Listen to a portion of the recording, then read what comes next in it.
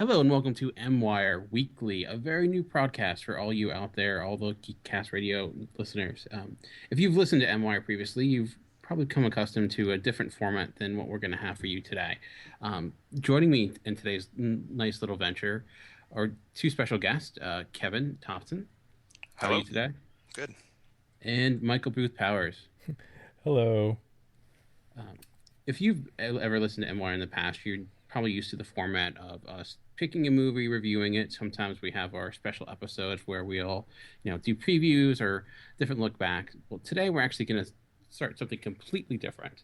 MWIRE Weekly, where we'll be reviewing the past week in the movies that was, the movie news, movie reviews, and our own personal what we've been watching segments. We'll start with kind of a look into what we've seen in the past week, move into some movie news, and finish with a main review of the movie of the week. For this week, our main review will be Gravity, the recent movie from Alfonso Cuarón, with starring Sandra Bullock and George Clooney. To start off, some of you may be new to MWIRE or new to Geekcast Radio, so it's a good idea to just kind of give you an idea of who we are exactly. So if you at all travel to the Geekcast Radio site, you might see my reviews from time to time. I do a lot of the movie reviews on that site, along with Mike Blanchard, the co-founder. I'm a big movie fan. I've never gone to any type of movie school. I don't consider myself an official critic. I just watch a lot of movies. I listen to a lot of podcasts and I read a lot of reviews. And I simply just like talking about movies. So I'm hoping this kind of new experiment, let's just do that a little bit more, get into some of the current stuff and have more open discussion than we typically have on your general MWIRE podcast. So moving this on to Kevin. So what is your movie background and what brings you here today? I've been a movie buff for almost as long as I can remember, and I'm a huge person about lists. I don't know what about lists fascinates me, so I have lists like crazy. I have chronicled basically my top 50 movies for every decade, my top 10 for every year. As far as my background with Geekcast Radio Network, some people might be familiar with me or have heard my voice before. I've been there for a little while. Mike recruited me through, I think we met through a Transformers forum, and he recruited me for the original Tooncast way back in the day, and then we did that whole thing and kind of took off from there. And other than that, my geek areas, I guess if you want to say, I love classic retro TV. I love all things cartoons. I love theme songs. I love movies. I'm not very versed in anything comic book, and my video game is only retro stuff. So that's kind of my geek background, and I watch about 35 to 45 movies in the theater a year, so maybe not as much as the two of you guys, but more than the average Joe. So I guess that's my movie background.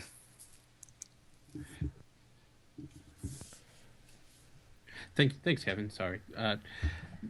Yes, Kevin is definitely our list master, and we'll be kind of going more into that recent list soon. I'm actually kind of there with you. I have this crazy Excel spreadsheet that I keep that kind of is nuts, but I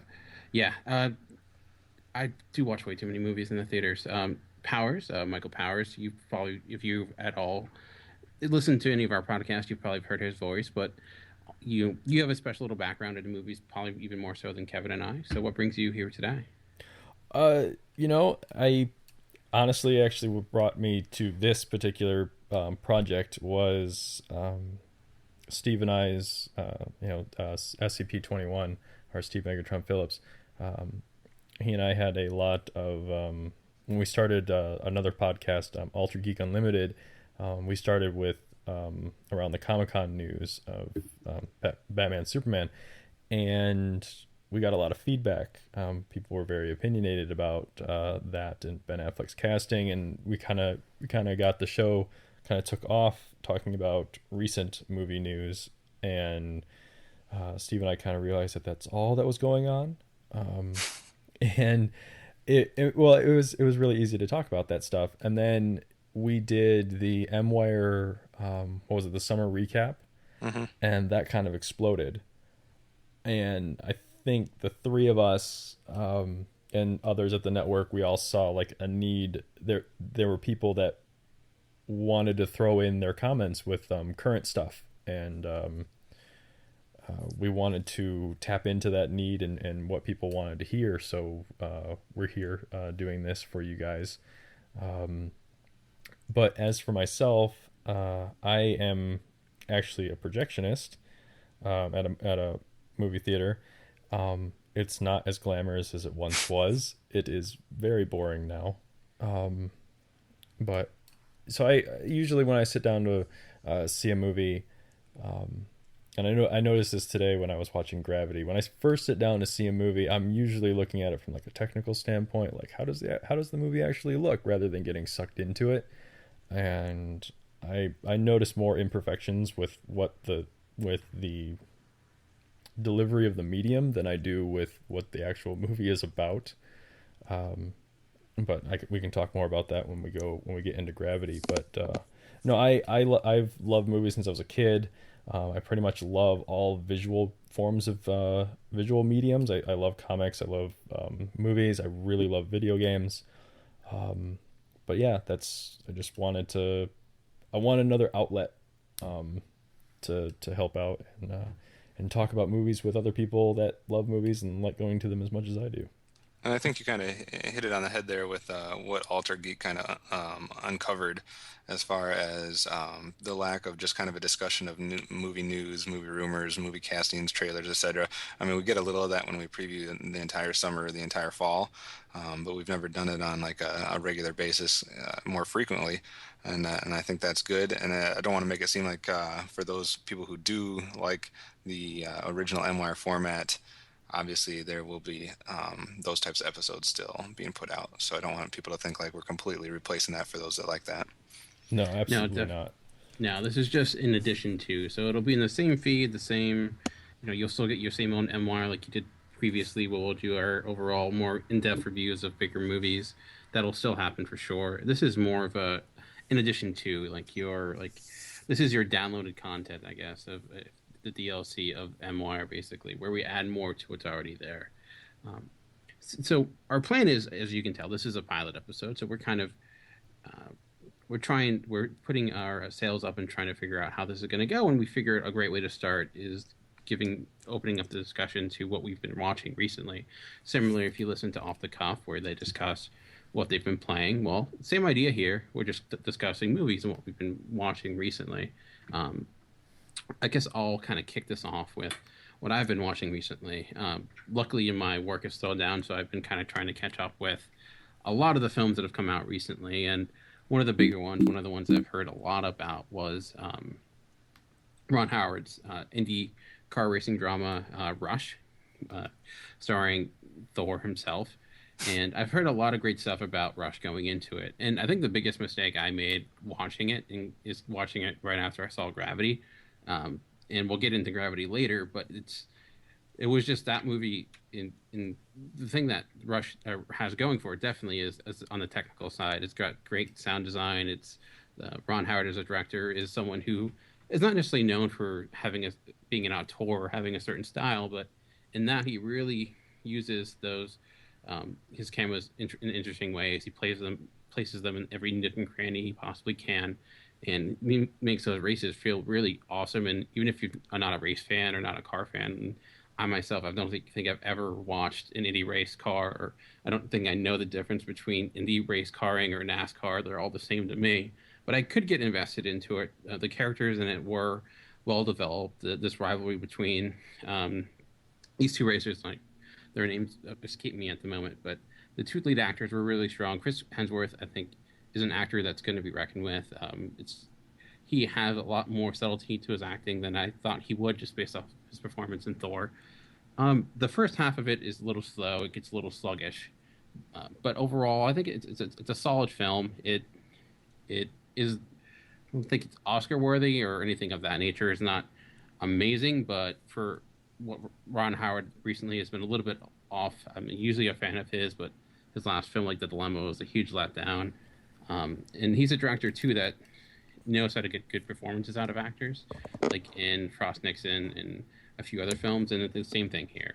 So even if you've kind of shunned it because you hate racing, I'd say check it out. Maybe not something you need to rush to the theater to see, but it's worth a watch for sure. So your description of it kind of reminded me of a few things, or made me think of a few things. One, it is this more of like a grown up version of Days of Thunder.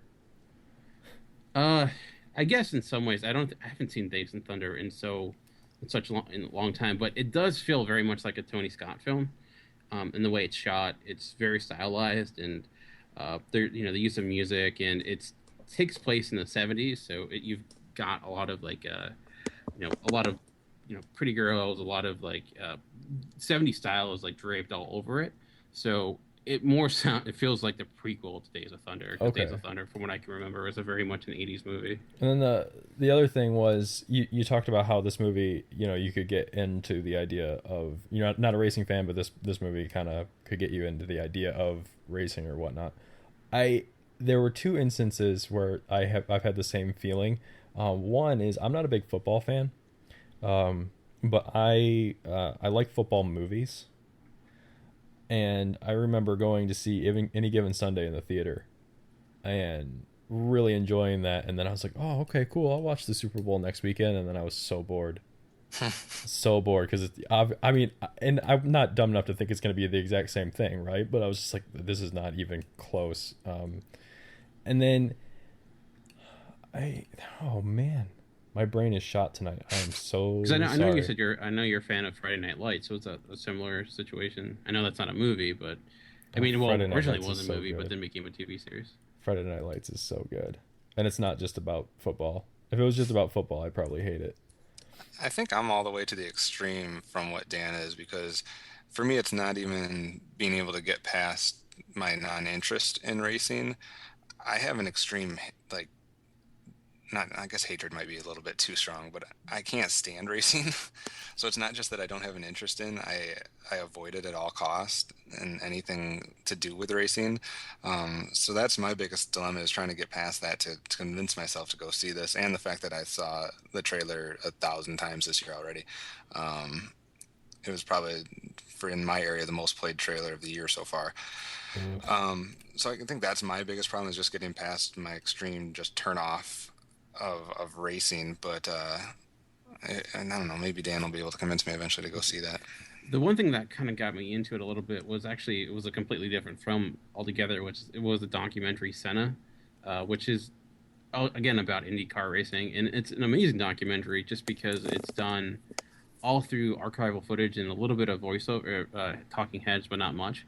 And it's using this archival footage to like really build up the story. And it's similar because there's a rivalry in that between Senna and another racer, and just the sheer spectacle of some of those races.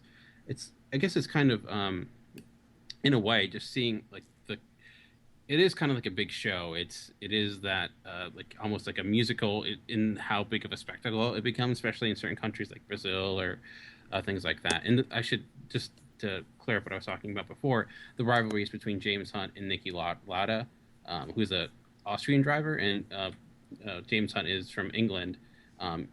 The guy who plays Niki Lauda, Daniel Bruhl, is really great. I could possibly see him getting some sort of, I don't know if he'll get a nomination, but some things would probably go his way. You could see him some talk there. His character is kind of conniving. He's one of those guys, James Hunt is James Bondish in a way. Like watching this performance, I'm thinking like, wow, Chris Hemsworth would make a great James Bond. He's a playboy. He flies by the seat of his pants. He doesn't play by the rules.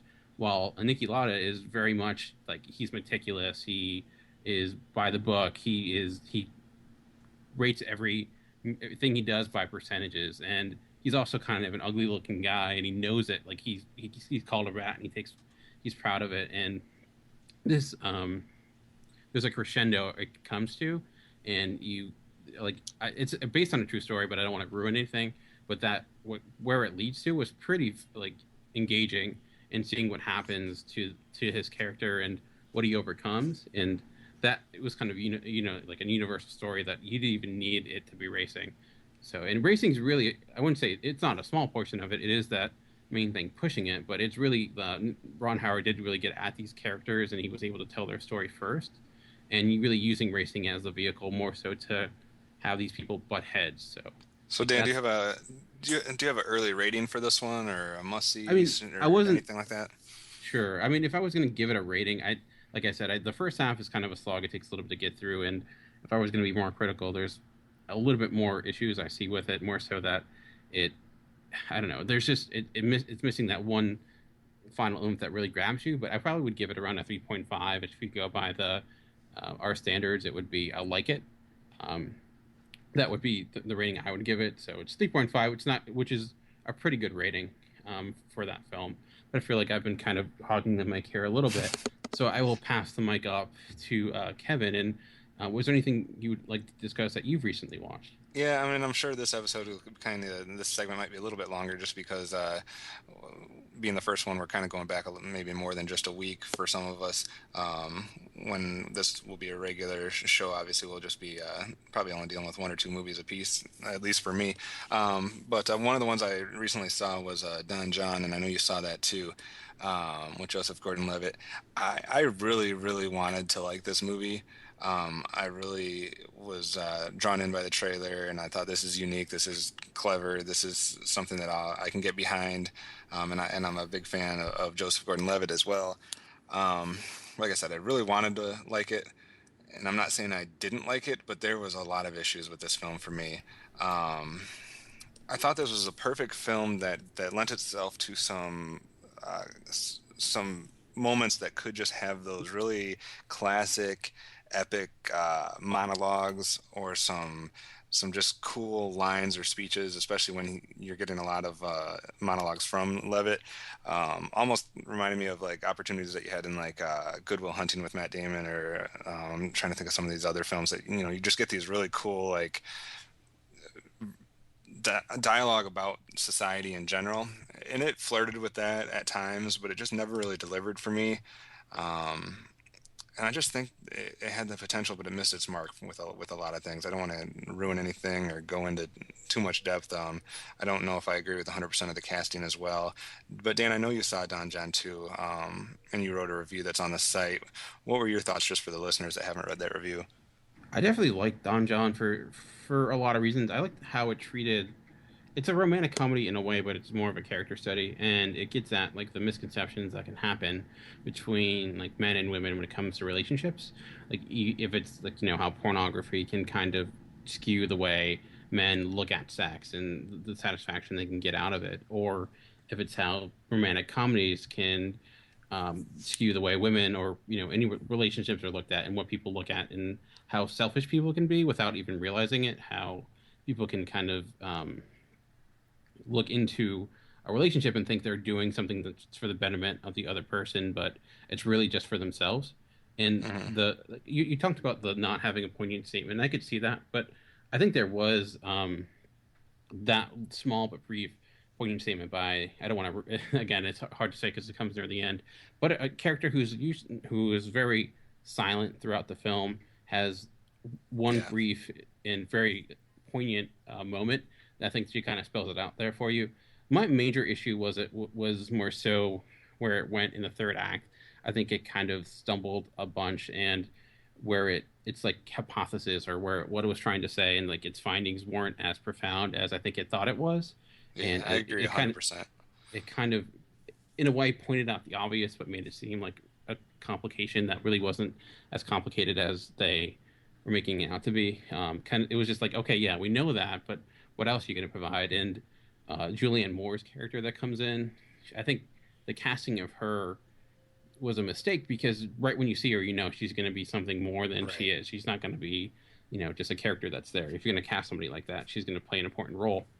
And that So was the that kind of, casting I was kind of talking about too. But I agree with you. For the first two-thirds of the movie, I was with it 100%. I just felt like I wanted more of a payoff with that final third of the movie, and that's where I kind of left feeling like I had been cheated out a little bit. But I do want to say that I was somewhat impressed with Tony Danza. yeah, yeah, yeah. He definitely is showing why he's the boss for sure. Um, Nice. yeah, he's fun in that, definitely. I when my review I mentioned, it did kind of feel to me like a cross between Steve McQueen's Shame, which is with Michael Fassbender, movie about sex addiction, and Silver Linings Playbook, because of that family dynamic that you have with like Robert De Niro and like that family, and how that uh, is really a huge issue with Bradley Cooper's character and why he has the issues he does.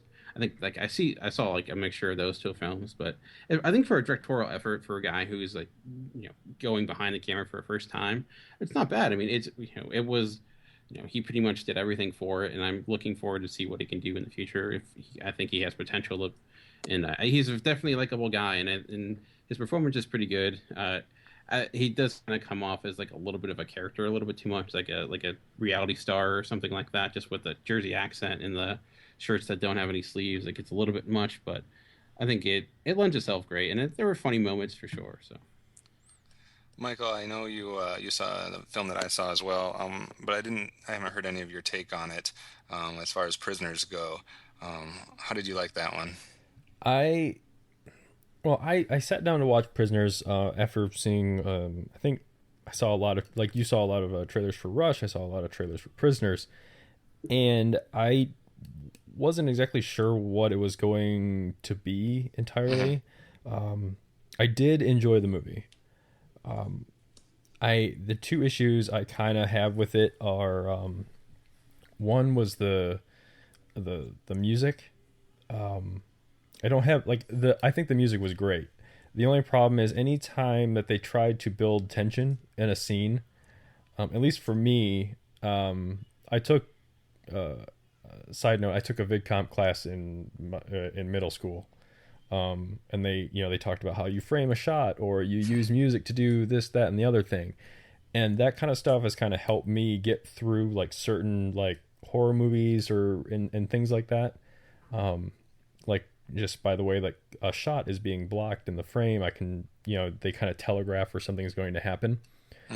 And I feel like any tension that was that the director was going for with this movie was erased the minute music was added to a scene. I'm not trying to spoil anything, but at one point you go in a basement, and you're the guys down there. You've got three things going on that really freak me out. You've got a basement, you've got it's dark, and you've got flashlights. I can't stand flashlights in movies. And I'm tense. I'm like, oh man, I don't know what is, creeped out. And all of a sudden the music kicks on. And I was like, oh, okay, I'll sit back here. I'm relaxed. Because the music's either gonna swell and it's gonna become like overwhelming and it's gonna like help you into it, or it's just gonna be like, it's because the music always ramps up when something's going to happen because it right. tries to match the impact of it. And I'm just like, no, what would be more impressive is if you didn't have any sound down here and we just got his reaction to what was going on. Like I was generally creeped out before the music kicked on. And then I didn't care for I felt kind of cheated in that I couldn't figure out the whodunit before the movie tipped its hand.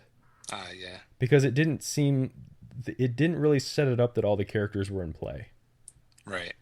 And that it was interesting because there was little tip-offs and then there was bigger tip-offs, and some things, like looking back, you can, like I saw it with a friend and he didn't get it, like he hadn't figured it out at the same point that I had, because there was a minor tip-off before like a more major one, and he was all pissed at himself for not figuring it out. But yeah, I can see where you're getting with that.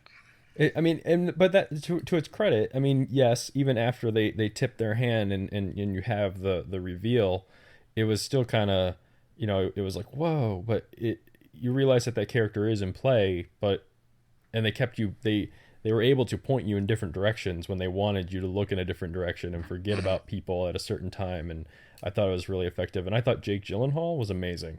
Yeah, he was phenomenal in this movie. And I enjoyed the film, and I enjoyed it from beginning to end, and I didn't have the problems that my friend had with it. But when I sat back and looked at it kind of afterwards, I as much as I enjoyed it, it was like a movie version of just an episode of Criminal Minds to me, which I love that show. But as far as like when you're stacking it up against movies that come out over the course of a year or over the course of a decade or whatever, is this going to stand out? to me, it's not much more than a movie version of all the different crime shows that are out on TV these days. But that's not to take away how much I enjoyed it while I was in the theater. I didn't dislike the movie at all. I think the performances were way better than what you're gonna get on a TV show. Criminal Minds has some pretty phenomenal actors, but I know what you're saying. So do you say that more so because of the plot line and the storyline, or do you say that more so because of, the overall production value itself was more so basic and there wasn't, the direction was ho hum, and so overall it was just an extended movie? No, it was just the feel that it gave me over the course of it. I didn't feel like it didn't give me the feel of I was watching a motion picture. That I can see, but I think that is because of, I think that's the way that it was shot. Yeah. I call these the type of movie that Prisoners is. I call it like a slice of life kind of movie. You never really get to know who these people are or what they were before this event happens, and all you get to see is the event that we're all being told. Like, yeah, Jake Gyllenhaal's detective character was really interesting, and you get little kind of little insights, and it kind of, to me, it made him an interesting character, and the fact that I want to know more about him. But you're never going to get that, and I think that's one of the things that makes it kind of feel not like it's a thing, because it is almost like you're just kind of engaging with these people for this one time, and you're just going to get to see them do their job. You're going to get to see them be a parent in this situation. There really is nothing fantastic about this. And there's definitely some things that they never touch on, that they, like you're saying, there's some parts of characters and parts of the storyline that are present that they never explore, or they never investigate, they never resolve. And whether that's good or bad, I guess neither necessarily, or it's up to the viewer. But like you were saying with Jake Gyllenhaal's character, there's certain traits of his that are present that we never really learn much about. So I can definitely see what you're saying, as far as it's just more so in this event that we're learning about these characters and learning about the people and how they are with this set of circumstances, and not so much before or after. I just think I think that's one of the reasons why it's so bland, is because it feels authentic. Like, if you were just a guy on the street watching this happen, like, when I say there's something fantastic about it. I'm not taking anything away from the movie. I'm just saying, and I wasn't trying to either. I'm just saying, like, it's not like, I'm trying to think of like another movie that would do the same thing. I mean, not entirely the same thing, but it's not like a Saw, right? It's not like I'm trying to think of like another movie where there's like a kidnapping thing going on, or it's more like action adventure and people become like heroes. Like, nobody really becomes a hero in this movie. Right. So it's not like Taken, what you're saying? No. Nope. It's no. Like no one becomes something that they're not. Yeah, I know. I can't think of the name of the film now, but I know what you're saying. Just kind of like those where there's not really necessarily a hero. It's just kind of like these events and how everyone naturally reacts to them. And it's not a Die Hard movie. Right. No, not at all. So kind of what is that movie? Like the movie I heard a lot of people compare it to was Mystic River, like Clint Eastwood's Mystic River. I heard a lot of comparisons between those two films. I don't know if either of you I can see that a little bit. I unfortunately have not seen that movie. Yeah, I can see that. That wasn't the one I was thinking of, but it's just in that same vein. Okay. So if you guys were going to rate Prisoners, how do you think you'd rate it? I would probably have it somewhere in the 3 range, 3.5, somewhere in there. Yeah, I'd be comfortable with that. I mean, I don't know. I know I'm the one that kind of championed for the standardized rating scale, but I haven't looked at it. Well, 3 basically is barely passing. 3.5 is liked it. I'd probably have 3.5. Yeah, I know. I did like it. So yeah, 3.5. 3.5 is good. All right. And, go ahead. No, you could go right. I was actually going to ask you if you had anything else you wanted to discuss. I mean, the only other one that I think multiple, or at least 2 of us saw, I know it's a little bit older than these 3, and maybe the last one we could talk about and get it going, but I was interested in your take on the Butler. Obviously, some of the people on the website had ripped it pretty good, and I was kind of defending it. I was interested in what you thought about it. Yeah, I actually just saw this last night. My wife has been wanting to see it for a while, so I finally sat down to see it. And um, I was a little apprehensive in seeing it. Last Lee Daniels movies I saw was Precious, which I thought was had some amazing moments, but then some moments that made me shake my head in disbelief. The Butler didn't have. I don't think there were any moments I thought were shook my head. I thought it was a very fine movie. I enjoyed it. I think it had a lot of points to it that I liked, but there are certain things. What I've noticed about Lee Daniels in only the two films I've seen is that he doesn't know how to handle subtlety. He doesn't like. He's not able to let the moment. He can't recognize the importance in a moment within itself. He has to add extra stuff to it. For Do you example, hate that? I hate. I do. I don't. I like when you guys are describing the prisoners. I'm like, well, that's actually appeals very much to me with my taste. Um, the perfect example of this, for those to give an idea of what the Butler is, I guess, is about Cecil Gaines, who was a butler. He grew up in a cotton farm. He then worked his way up and becoming a butler into a restaurant and eventually into a hotel in Washington, D.C., and then eventually to the White House. And he was a butler from Dwight D. Eisenhower into Reagan. And it kind of tells his life story.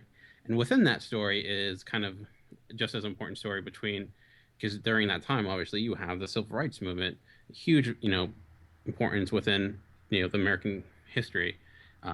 And his son, who is a creation for the movie, he had one son in real life, and the son that they created for the movie is, I think, the biggest downfall of it, because he feels like a creation for the movie. He is less of a character and more of a representation of the civil rights movement.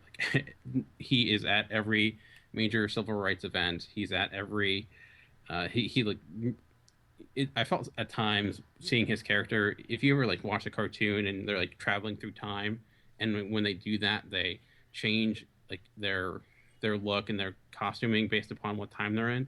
Like if they're in their 60s or the 70s, they have huge afros or whatnot. I felt like his character felt like that. He was just where he was whatever the story needed them to be, Yeah. and it it became obvious to me like this, like I didn't know going in, but like this can't be true. And the reason they do that is because his father, who is working at the White House, he's serving white men. He is a servant. He is in the servant community, and there is a big conflict between those two. Some people in the civil rights movement are against that, and his son's very against what his father's doing, and his father's very against what his son is doing. So they constantly butt heads and have huge arguments and can't really understand each other. And I think on paper that makes sense, but I just think the execution was sloppy. And I think the big thing was just like I mentioned, just not making him at every big major event just made it seem fake. Because it's like obviously he's not going to be. He's going to be partnering up with Martin Luther King, and he's also going to be at every major civil rights event. Seemed kind of odd. And the other thing that kind of really bothered me was the unnecessary casting of all the presidents. Like I don't know why you need Robin Williams as Dwight D. Eisenhower, or Alan Rickman as Ronald Reagan, or Liev Schreiber as Lyndon B. Johnson. Like I don't understand the point of doing that, especially because they're only in the movie for brief amounts of time, and it felt like pandering to try to bolster the cast and make it more than it need to be, because their performances weren't anything special. They didn't really add anything more so than throwing their name on a poster. But I sound very negative, and I ultimately come on to the positive side, but it's just the negatives there are pretty strong. But overall, like I thought actually Oprah was actually really good in this, which feels dirty for me saying that, but performance surprised me. I thought Forrest Whitaker was really good as well. But sorry, I guess my opinion is like how did you feel about the film? I know I came down really negative, but I think at the end of the day, I enjoyed the film. Well, just to kind of touch on the same things you touched on, first of all, from an acting standpoint, I thought the 90% of the performances in the film were phenomenal. I think Oprah did fantastic. Forrest Whitaker did fantastic. The name of the son that you were mentioning escapes me at the moment, but I thought he was good. I will disagree. I think Alan Rickman was actually pretty darn good as Reagan. but I was asking myself the same question as to what was the purpose of all these people playing the presidents. I didn't quite get that. That would probably be my one complaint if I was coming up with one. Besides the fact that I'm kind of torn. I'm kind of love hate with the whole son being at all of the important things. Because you brought up the point of it seems kind of fake, and how could one person be at all these significant events, etc. But did anybody complain when that same exact scenario took place in Forrest Gump? I was just going to ask that. The difference between that, like that, I think Forrest Gump does it on purpose. Like it's Forrest Gump is kind of making a point of it. Well, And I think this was doing it on purpose too. I would This say was that, but when your major conflict is the fact that you're saying that like you have the son and father conflict who can't agree on anything, and when that's your major conflict and you're trying to make it, seeped in realism, and it's not done for like tongue in cheek. Like Forrest Gump was obviously done in tongue in cheek. There was comedy into it. Like the serious drama wasn't there. This was getting at some serious issues and some really important issues, and by trying to like shoehorn in things like that, I just think it didn't need it. Like I think you could just have that presented there or have them discussing those issues without him being there, because the big conflict was the fact that he was at those events, not just that he was agreeing with it, but he was at those events. So I think that's it depends on what kind of lens you're viewing the movie on, and I understand it if you're viewing it like that. I guess for me, with my history background and being a teacher and seeing a lot of historical pieces and what you can and can't use as far as accuracy and what could be used in the classroom couldn't be. One thing that I can really appreciate about both Forrest Gump and this film, regardless of what their intentions are or regardless of if it's serious, tongue-in-cheek or whatever, is that they both do a pretty decent job of taking a wide span of history and touching on a lot of the important parts of it, and the exposure to the different segments of certain movements. And from that standpoint, I really appreciated what this film did as far as taking the backdrop of Forrest Whitaker's character and giving us this wide-ranging view of not just the civil rights movement, but that entire time of history. Because it wasn't just, there was stuff about, the different wars that were going on. It was all the way back, from the New Deal all the way through, some Ronald Reagan's presidency. So, I mean, and through Obama being elected. So, I mean, it hit on so many different parts that I kind of really enjoyed it from just a broad brush of historical proportion type things. So then I understand like the same thing you did. I was like this. I kind of thought the same thing when I was watching it, as far as I realized that it was based on a real story, but I'm like, how much of this is really real? Did the kid couldn't have possibly been in all this stuff? So I did have that reaction at first, but I guess from more of a just stepping back and appreciating the different historical points it's making as it's going through the journey, I was able to kind of like release that a little bit. But like you said, you still enjoyed the movie. I enjoyed the movie, and I'm kind of the opposite of you in some ways. I do like subtlety, and I do like certain films that do that, but I don't have that, maybe to my fault here, I don't have that aversion to, I guess, what you would probably associate mostly with Steven Spielberg, as far as the overly kind of, I don't know how you want to describe that, like but pandering, basically. I don't call it pandering, because I think that has a negative Overemphasis, I guess you'd say. connotation. I think this conversation is going to come back up again when we talk about Gravity. But I kind of like being, I like to have a reaction, and I don't care what the director or what the story has to do to get that reaction out of me. If it's over the top, if it's subtle, if it's whatever it is to get that reaction. And me watching that movie in the theater, I had emotional reactions to the movie, which normally 9 times out of 10 I don't get that from a movie that I see. And that's what I'm always hoping for, and that's what always separates some movies from the rest of the crowd, is what actually can pull at different emotions for me. And this film did that. So if I was just trying to throw a real quick ranking on it, I'm probably putting it at the 4-star mark, with only one watch and not having rewatched it yet. But that's where I kind of said, I don't know what you were thinking ranking wise for it. Yeah, I have kind of debated that, and just like what I didn't like about it was just the concept of seeing how much the world has changed in one lifetime, and like especially yes, there was more about the civil rights movement, but that was the main focus, and just seeing how much has changed in civil rights is I think it was its biggest like success in showing that in like that microcosm of this one man's life. I think that was effective, and like you said, I think that's where I got my biggest emotional reaction, and so I think the overall, so it's not like I differ that much because I probably would give it a 3.5 because, like I said, I did like it and I did enjoy it. Just some of the criticisms I have are there, and are obviously good discussion points. But so before we take a break or move on to our next segment, is there anything else anyone wants to discuss before we can send things on to the ads? I just want to add on back on the prisoners real quick. As kind of dark and dreary as that movie is, and I did say that Jake Gyllenhaal was his character was excellent. He was really good in the movie. He also there was a whole lot. He also was pretty funny. I just want to throw that out there. It's not like yeah. I mean his mannerisms like kind of carry over in the matter of factness to his character is. I mean, it played funny, but not like laugh out loud funny. No, Like I understand what you're saying. I agree. And it kind of helped a little bit like as like far as like I chuckled, especially like towards the end when he goes and knocks on the door and the guy answers it and he kind of has this like awkward exchange with him. Mhm. The way he handled it, I was just laughing inside. I was like, this is great. And I think that was much needed, and it was genius as far as the direction goes, or as the writing, whoever was in charge of kind of adding those quirks to that character. Because, like I said, with something as kind of dark, I guess, or creepy, etc., it was kind of needed to kind of cut into that. Mm-hmm. So Awesome. Definitely we'll have to check that out after what you guys have to say. And so those are our thoughts on Rush, Don Jon, and the prisoners and the butler. And if you agree or disagree with us, feel free to comment.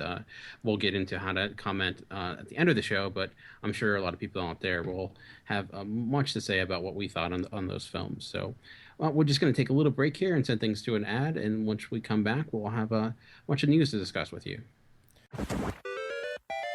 Pixels in the Animation is the next cartoon review podcast series in the Geekcast Radio Network's long history of review series. We've had Transformers, He-Man, and Mask as far as the cartoon review podcasts we have done.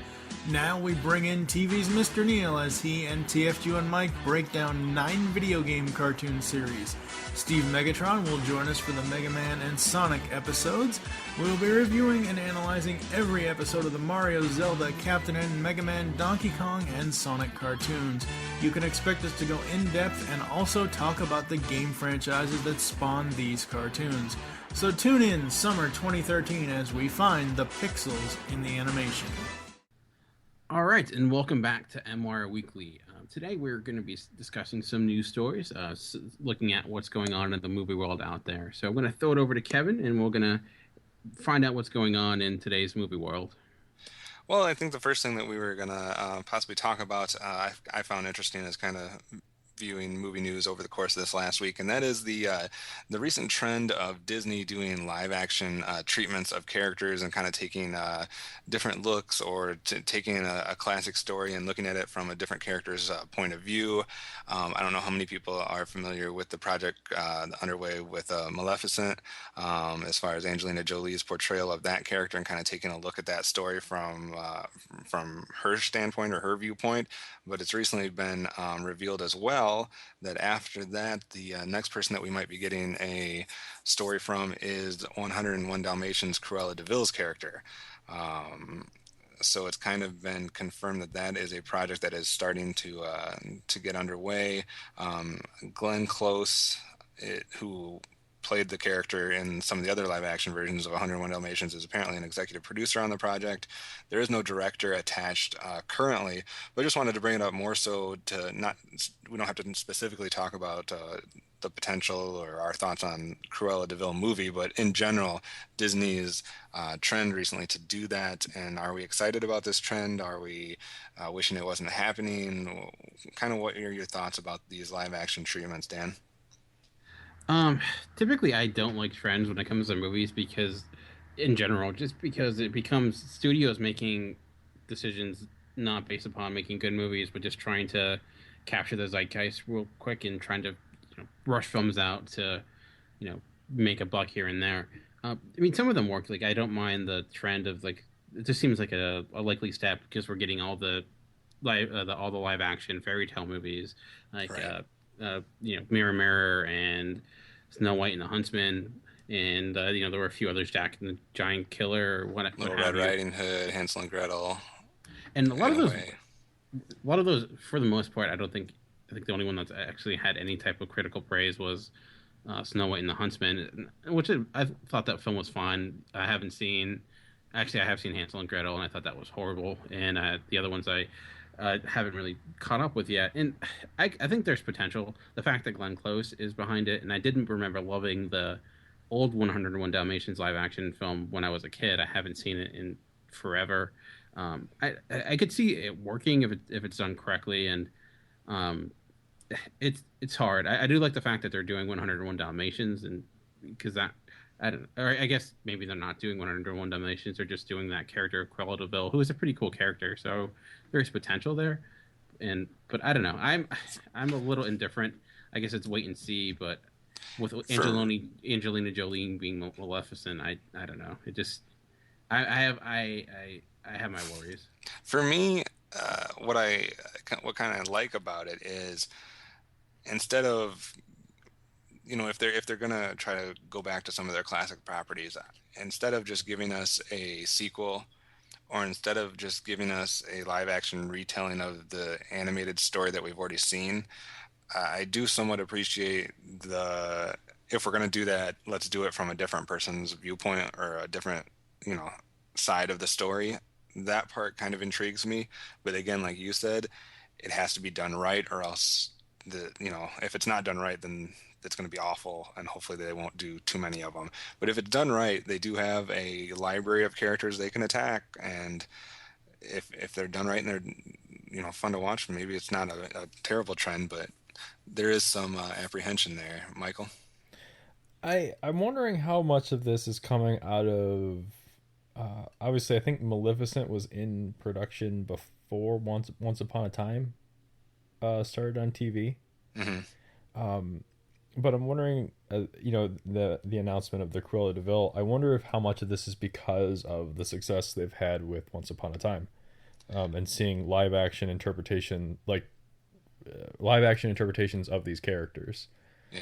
I think part of it too might be the success of Alice in Wonderland, because that made like a billion. Nas. Yeah. But yeah, sorry. Go ahead, Mike. But and also the only thing I've seen is the one picture of Angelina Jolie as Maleficent, and I think it looks pretty good.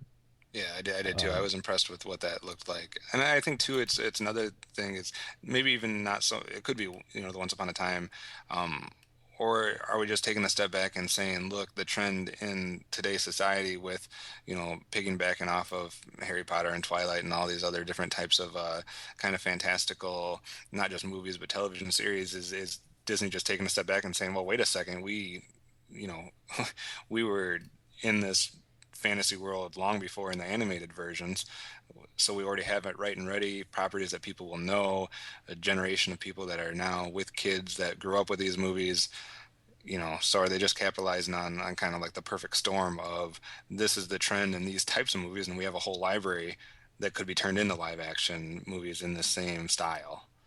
and I'm hoping that it is like it obviously it's a Disney movie, but I'm kind of hoping it's like actually like a Disney live action movie. Like I hope it's not something like I obviously it's not going to be like a post apocalyptic setting or zombies or anything like that. But I'm just like I'm interested because it's going to be something different Right. than what the bigger blockbusters tend to be right now.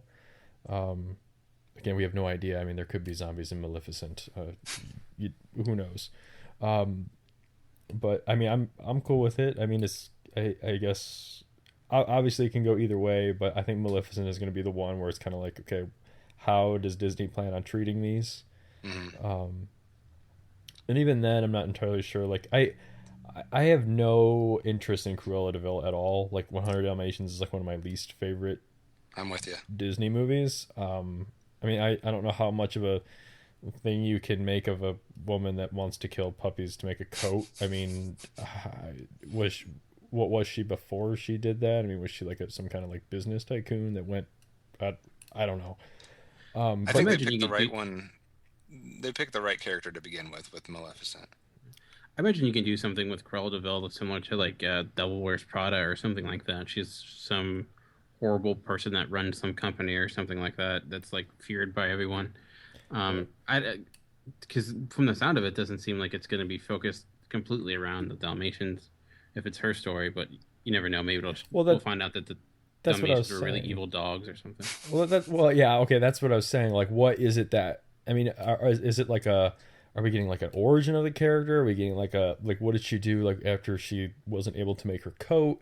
Like, it's kind of like, I'm not all too interested in that. Like, for me, Maleficent is the more interesting character because of magic. Right. And just the sheer spectacle of making a movie. I feel like if I wanted, like you brought up Devil Wears Prada, I mean, why not just watch that movie? Yeah, that's. I guess there's two things that the listeners could chime in too. I guess number one would be which Disney villains, if they're going to be villains, or which Disney characters in general, if they were going to get a live action treatment, who would we want to see? Which Disney characters would best receive this live action treatment? And number two, maybe who would be best for to play Cruella de Vil? Also, does it always just have to be the villains? That's what I'm saying. I don't know if it would have to be or not. I mean, I'd like to see some. I mean, could you do a live action Aladdin? That's what I was just thinking. The same character. Wow. But I'm just talking about there's a lot of potential to dive into some of these characters, and I like the idea that the movie foremost is focused on a character and developing that character or exploring that character. That to me is where the potential lies, instead of just trying to capitalize on a franchise and tell another story with those same characters. It's actually dissecting the characters, which hopefully will be good. But Aladdin would be good, seeing his criminal ways before Aladdin. I'd like to see a live action carpet. Any other thoughts on Cruella de Vil or the Disney live action treatments before I move on to the next story? Fire away. All right, the other one, I guess we can kind of stay in the same type of world here. I thought, and this is one of my favorite franchises as a child, seeing the old versions of these films, and I thought they were done, but apparently a fourth Chronicles of Narnia film, The Silver Chair, is in development, and according to the news story that broke, they don't really care how well it does or doesn't do. The plan is to make all of them.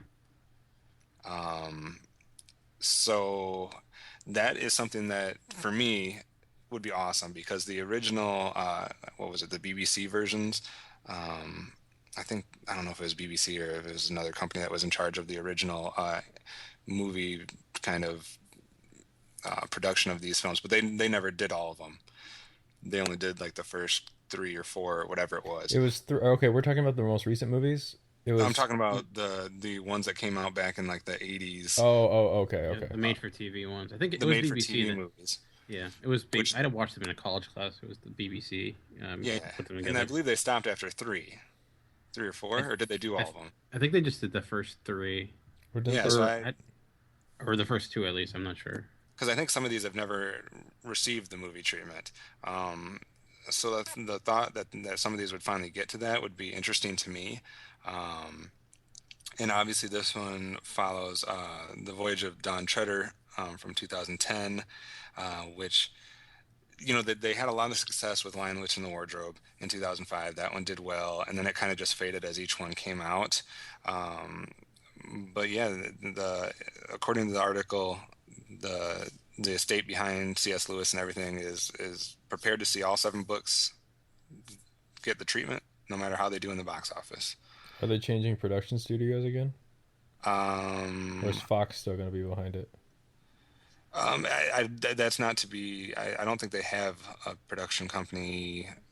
It's because it says they might pair them with an independent studio possibly to make a smaller budget film, so I don't think that's been decided yet. I think it's just that the estate wants to continue kind of regardless of the box office, so that there will be that potential for them to try to find a suitor as far as production companies go and go on with it. Anyone else smell Kickstarter? I don't know. Like I said, I would just be interested to see them because for me as a kid, I never got to see the later books turned into a movie, and I always kind of wondered what they would look like in movie form or made for TV movie form or whatever. And I'm a huge fan of the franchise, so I think that would be cool. I don't know how you guys feel about it. I really I like you. I enjoyed the books a lot growing up, and I enjoyed the first film, the Chronicles of Narnia, the Lion of Reach in the Wardrobe, and even Prince Caspian. I think Prince Caspian probably didn't do as well because it was a lot darker, and I mean you had some actual killing in that, and it's also a hard series to do because the characters don't travel, like the kids don't travel from book to book. You kind of Right. you leave them and come back, and I think for a lot of people not having that continuity, it's hard to kind of get invested. Well, isn't that why they did it the way that they were doing it? Is so that they could get the one they wanted to shoot. I thought the original plan from the beginning was we're going to do all the ones that have the kids. That way, everyone's the same age. Hmm. That way, so everything was going to be kind of shot out of order. But they would eventually get all the movies done. But they'd be able to use the same actors, like shooting it a certain way. Well, they skipped the first book. Well, the first book that was made was The Lion, Witch, and the Wardrobe, but the first one in the actual order of the series, which was like a prequel, was The Magician's Nephew. At this point, all the stories of the original four kids have been told. Like they're all at this point too old to go back to Narnia. So I think the only one that continues is the cousin that was just introduced in Right. the last book or the last movie. And I think at this point he probably couldn't do the next movie because he's up there in age. I think he was in the Where the Millers TV, movie that just came out. So yeah, they've actually told all the stories of the four major characters. So Okay. I I just think it could be a breath of fresh air for a movie to be done where they're not their first and foremost focus is not how much money we can make out of this movie, and so maybe it would actually be how good can we make this movie instead of how much money can this movie make us. Obviously, they're still going to be trying to make money regardless, but I just like the fact that it might not be the following movies might not be dependent on whether it's a success or not. You like the sentiment. I do like it. Well, I just like it if it translates into a better product because we're not just trying to rush something out to make money. You know what I mean? To capitalize on time, like deadlines, et cetera, et cetera. Yeah, but at a certain point, you run into like I don't know about the rest. I'm sorry, I'm not familiar with the series, but just off of the first three, it's kind of like just going off the movies. The last three movies that were released were kind of spectacles in and of themselves, and it's kind of like I'm not sure how much that trend carries from book to book to book, but you do run into this where it's like, okay, how do we make a quality movie? And there are ways to do it. You just have to find the right people, but it's how do we make a quality movie? How do we tell this story with a minimum budget, but still have have it not fall apart visually? Yeah. I think there are ways to do it, and we can kind of give that into when you get into Gravity. But I think we're seeing the need for movie studios is lessening more and more when we have science fiction opening up to independent filmmakers, and you're seeing like amazing special effects being done on laptops now. So there is that possibility. And maybe if the next one is a big hit, you'll see another studio come in and try to like throw some extra money their way. So. But what I'm getting at is the old guard, right? There is still a reason why ILM and Weta are like the kings, and it's because that's their business. I mean, it's another conversation we can have in like another episode, right? Like special effects and stuff like that, and like how they hold up over time and what what works and what doesn't. But it's kind of that thing where it's if I go and see that movie and if I go and see that movie and it looks like King Kong or The Hobbit, I'm gonna tune out.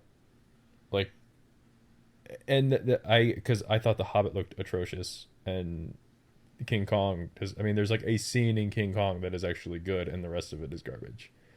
And I can't but I'm not talking about the movies, I'm just talking about like effects wise. So it's kind of it's I wouldn't want to go into like if I went into to see the fourth Narnia movie and the effects did not hold up to me, it's kind of like I'm not going to buy it on video, and I'm not going to it's just but again, that's what I was talking about at the beginning of the show. That's the way I look at movies. I look, you know, I look for that stuff. Yeah, I guess you also consider the fact that this is shooting at that kid audience for the most part. I mean, families in general. So I think they could probably get away with a lot more because they're probably going to be a little bit more forgiving than you say, like, you know, some people like us or overall, like, you know, cinephiles or something of that nature. When you're going to that kid market, you could probably cut a few corners here and there and be okay. I mean, the last Narnia movie was hugely cut down in budget. I do think it was evident with the filmmaking compared to like the first one, but I guess it's kind of a wait and see. Maybe they'll surprise us. Yeah. So I'm kind of getting into some other news as far as some teasers and some trailers that have been released or leaked or seen for the first time in the past week. I know there was one specifically, Michael, you wanted to talk about a little bit, and that would be the teaser that was leaked on the film Godzilla for 2014. Yes. I'm not a Godzilla guy. I don't actually think I've seen an entire Godzilla movie other than the 1998 one. Mm-hmm. And I don't think the 1998 Godzilla movie is a good movie, but if it's there and I can watch it, I will watch it. Like I was looking for something to watch a couple months ago on Netflix and it was on there. So I was like, okay, I'll put this on in the background. Same thing, like if I saw it like flipping through a channel and there was nothing else on, I was like, oh, okay, I'll watch Godzilla. I think with some of these films, kind of like you, I've never really seen a Godzilla film or anything like that because the problem with me is they've never had the capability to do one of those movies in a way that would make me interested in watching it. Same goes for King Kong, you know, certain things like that. The technology for me personally hasn't been there where it's just always looked cheesy and fake to me. And I think nowadays we're getting to the point where some of these older things like that can be done in a more believable way, and the technology has advanced to the point, you know, we saw kind of in Pacific Rim and a lot of movies in the last, you know, 5 to 10 years that some of these films can finally get a realistic treatment. And that's why maybe for once I will finally be interested in a Godzilla type project, because for me it's not just that cheesy fake old school looking thing. I'll agree with you on that one. I mean, it's one of the things I talk about all the time over on Alter Geek, which is I have no geek nostalgia. I am like I kind of like when all this reboot and the remakes and all that stuff started kind of happening in like the last half of the decade. I mean, obviously it's been happening a lot longer than that, but it seems more prevalent now over the last 5, 6, 7 years. It, to me, someone pointed out the fact that just because there's a new movie doesn't mean that the old one ceases to exist. And they also, I think it was like the same person also pointed out to me, usually when there's a new movie coming, you're going to get a special treatment of the one that you actually enjoyed. Mm-hmm. So like there are a lot of purists for Godzilla that think it's only good if it's like the guy in the suit knocking over models. But that's not like the idea of Godzilla is cool to me. I'm a guy. I like giant monsters destroying stuff. I don't like giant monsters in rubber suits destroying models. And I was one of the guys this summer that I loved Pacific Rim. I cannot wait until I think it's next Tuesday when I get to go pick up Pacific Rim on Blu-ray. It's in 2 weeks. I thought it was October 15th. Yeah, I guess. Yeah. So I just measure time differently, I guess. But yeah, I watched the trailer for the Godzilla movie, for the 2014 Godzilla. And I think I heard somewhere that this was the Comic-Con footage they played last year. So this has been like they've been holding on to this for a while. Mm-hmm. I'm really excited for this. It looks like Pacific Rim without all the color. Yeah. Godzilla looks absolutely huge, and the voiceover in the trailer is like sounds like some monk reading scripture out of the Bible. Well, some of the stuff is I read somewhere, and I don't know if this is what you're talking about or not, but I'm reading this, so there's narration that's provided by an archival audio recording of J. Robert Oppenheimer. I think that's what it is. To me, it sounded like scripture from the Bible. Yeah. Which is ominous, and then they put the Godzilla roar in there at the right moment, and it's kind of like you think you're gonna see him, and then you might think you might not, and then boom, there he is. He's like, I can't wait to see this like on a big screen. Yeah, it just makes sense to me that they would revisit some of these films, like I said, that they can actually do right this time. And I may actually, like I said, be interested in this for the first time. I've never been interested in anything that says Godzilla or King Kong. So the one big reason I'm interested in it was based on the director Gareth Edwards. It's only his second movie, but the last movie he did was Monsters. And speaking about, we talked about like special effects. He with Monsters was a movie he did himself. They completely financed himself in. There are some pretty good special effects considering like the budget that was put behind that. The overall movie isn't the greatest, but I think people saw his potential handling, because that movie dealt with monsters in an interesting way. Really great at world building, and that kind of got him this job. So I'm really curious, like if he can translate that small film and then how he's going to work this gigantic blockbuster. But it seems like he's a fan of the material, so hopefully it'll go well. Yeah, is it just me or Kevin? Because Dan, you weren't able to get the trailer to play, right? I was not. No, I am technically inaccurate, I guess. This is just. I kind of noticed this because, like I said, I've watched the '98 Godzilla movie a lot more than probably anybody should. They kind of took that. I don't know if it's like an iconic Godzilla scene or if it was kind of like a subtle nod to like the '98 Godzilla, but they had the hole in the building. Remember in the '98 Godzilla where he goes through the Met and he leaves the giant hole in it? Mm-hmm. They kind of had that same. It wasn't a scene in the trailer; it was a shot of a giant building with a hole through the middle of it. And for some reason, that made me think of like, oh look, it's a nod to the '98 Godzilla. Yeah, I'm not sure if they've done. Like I said, I don't know. I'm not versed enough in the franchise or the history of it to know if that's '98 specific or if that's something that's traveled throughout time with Godzilla. I'm not sure. But yeah, no, I'm interested in it, and it, like I said, to me, I don't know. Visually, the trailer looks great. Like I said, it looks like Pacific Rim without the color, but at the same time, I'm kind of bummed that it doesn't have as much color as Pacific Rim does. Yeah, because that's one of the things that I actually enjoyed about Pacific Rim. So, and then too could be something that changes as we're going through, or as it gets closer to that time when we have to kind of wait and see. But definitely looks interesting, something to look forward to, especially for anybody that was thrilled with the look of the monsters on Pacific Rim like I was. Oh, side note, I believe, and I could be wrong, so don't quote me on this, I think this is the second to last Legendary picture that they're doing with Warner Brothers. Oh, really? Yeah, they traded the rights for Man of Steel 2 and Interstellar. So Interstellar will be Legendary's actual last movie with Warner Brothers before they go and set up camp over at Paramount. So that's going to be something interesting because I can't really think of a Warner Brothers movie that I liked over the last, I don't know, decade that didn't have Legendary Pictures stamped in front of it. But we can talk about that on another episode. All right, so that was kind of one of the last news stories we had, but also in news over this past weekend would be how movies that were in the theater did. So I think, Dan, you got some numbers for us. Yeah, so we're going to look at the box office for this past weekend, and the big movie that kind of stole the headlines was, of course, Gravity, that had a record-breaking for the month of October, about $55 million this past weekend, which actually broke the record for Paranormal Activity that took it a few years ago, which is odd when it's good in my opinion that the fact that that's breaking that record.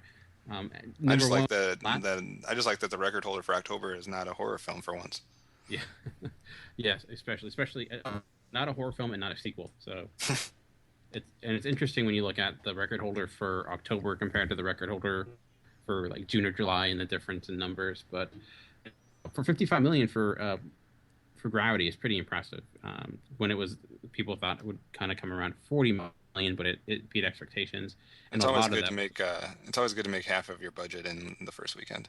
Yeah, especially a lot of that was due to a lot of the 3D prices. It broke the record for average, like the average amount of people who went to 3D compared to the regular. It broke Avatar's record, which is kind of crazy.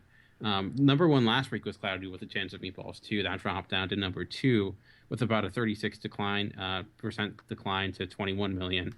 And coming at number three, which is also new this weekend, which was the Justin Timberlake Ben Affleck crime thriller slash poker movie Runner, which came in at about $77 million for this past weekend. And rounding out the top five was Prisoners, about 5.7 million, and Rush, which was about 4.4 million. So those were the top five. There wasn't really anything else big that came out. No really huge disappointments.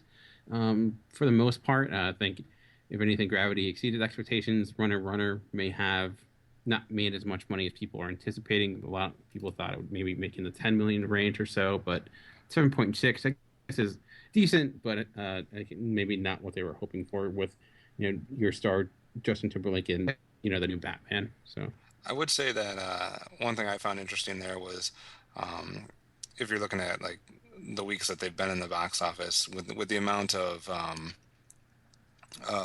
ad and stuff like that. Well, I guess Michael, you said you saw more trailers and whatnot for Prisoners, but Prisoners and Rush came out the same week, and Prisoners was ahead of it last weekend, and it's still ahead of it this weekend, which I thought there was a lot more campaigning for Rush, and I'm kind of surprised that Prisoners is consistently staying on top of that one. Prisoners might be speaking to a different audience. Yeah.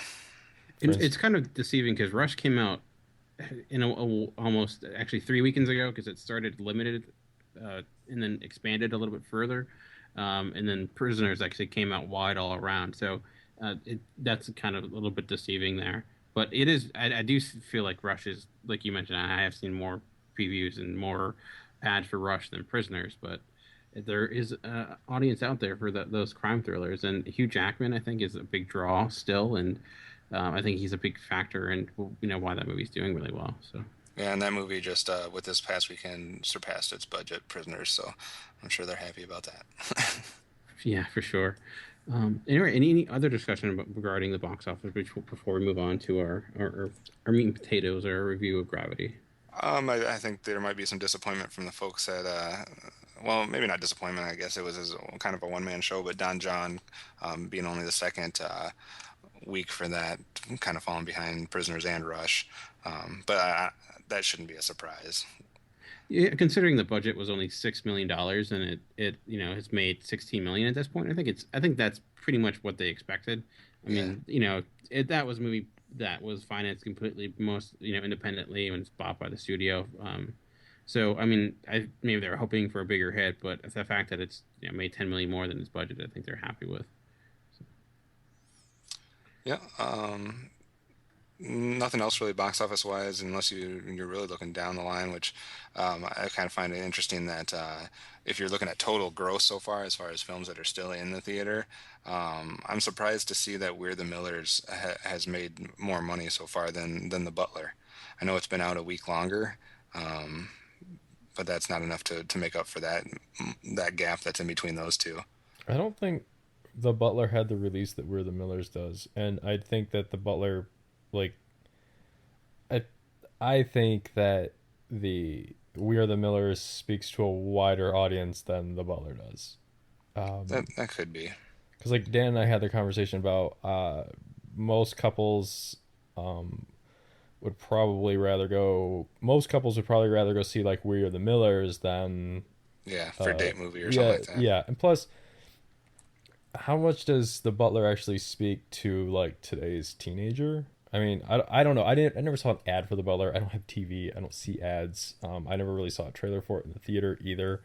I know we were playing We Are the Miller trailers and stuff like that. So it's kind of like, what were the demographic for the two movies? And there's a whole lot of things. Yeah. Well, and that's obvious. Demographics is huge. I mean, if you the constant always of animated kids films. I mean, if you look at it, Monsters University, is at 266 million. Despicable Me 2 is at 360, and obviously Cloudy with a Chance of Meatballs will be there probably within a few more weeks. So I could also see the Butler getting like a re-release around Academy Award time as like like an Oscar push.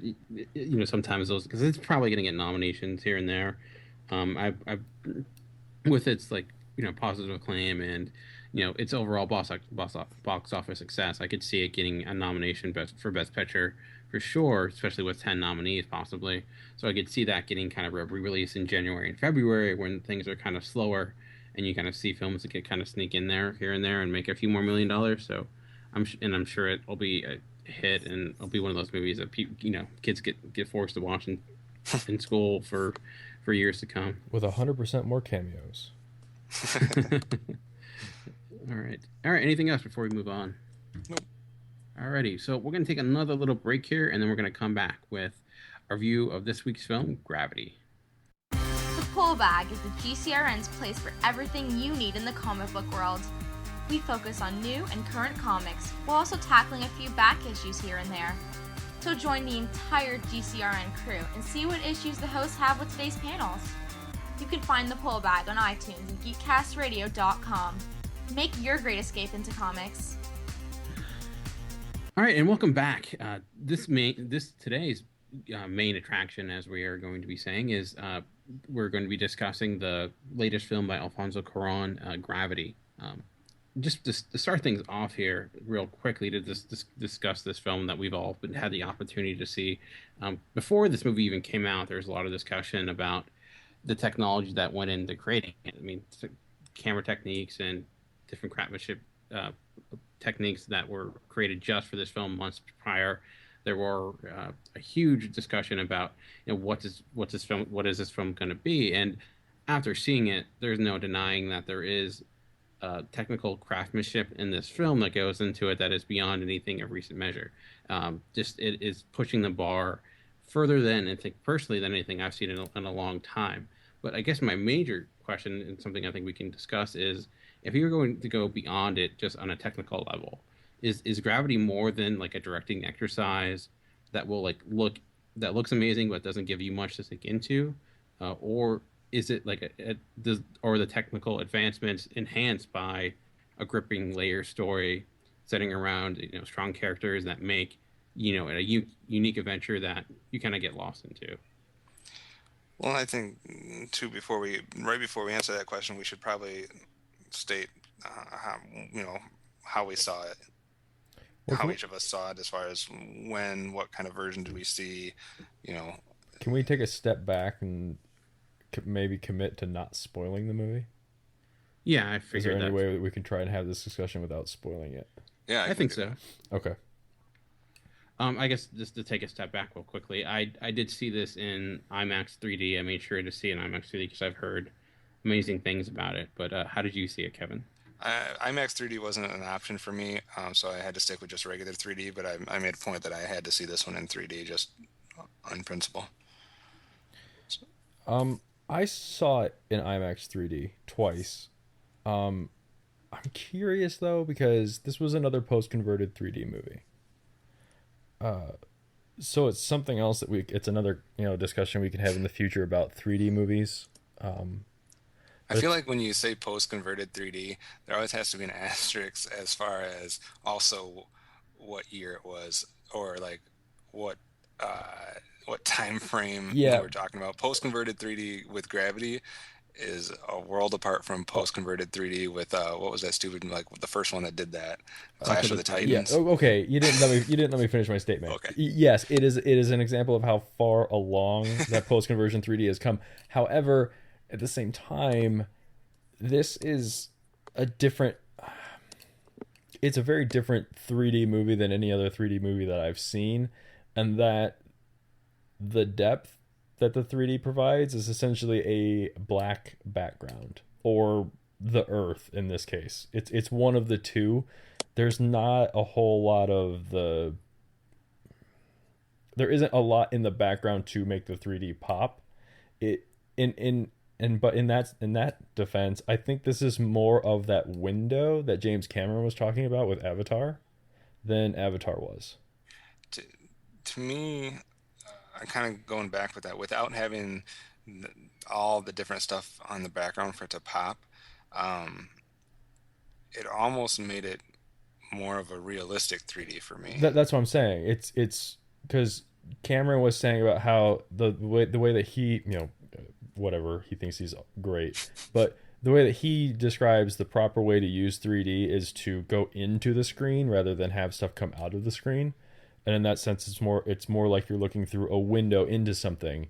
And I was giving it a compliment and saying that the 3D in this is more of a window into what you're looking at than Avatar was. It was I agree. A more successful use of the 3D. It's certainly more immersive and more like the feel like you're there type of vibe, especially with a lot of the first person camera techniques, and using that helmet I think is a big key into it. I think it does kind of feel like you are behind that shield, and how the vastness of space that is just beyond your grasp. And like you said, nothing really pops. I mean, there's some things here and there when you see like liquids or a little bit here and there, like little touches there. But to me it was a welcome that it didn't have any of those like cheap tricks where it's just like pointing things at you or things flying at the screen. Like it did that a little bit, but that really wasn't what it was there for. Right. And I'm not going to dismiss completely. I mean, I know there are a lot of cheesy tricks and whatnot with 3D, but I will say that I was impressed the first time I saw a 3D movie, and I actually ducked when something was. I'm not saying the first time I saw a 3D movie, but the first time that I was watching a 3D movie where it actually got me, where I felt like something was flying at me, and then I had to look around and act like nobody saw that. the only time 3D got me was in the Men in Black 3 trailer.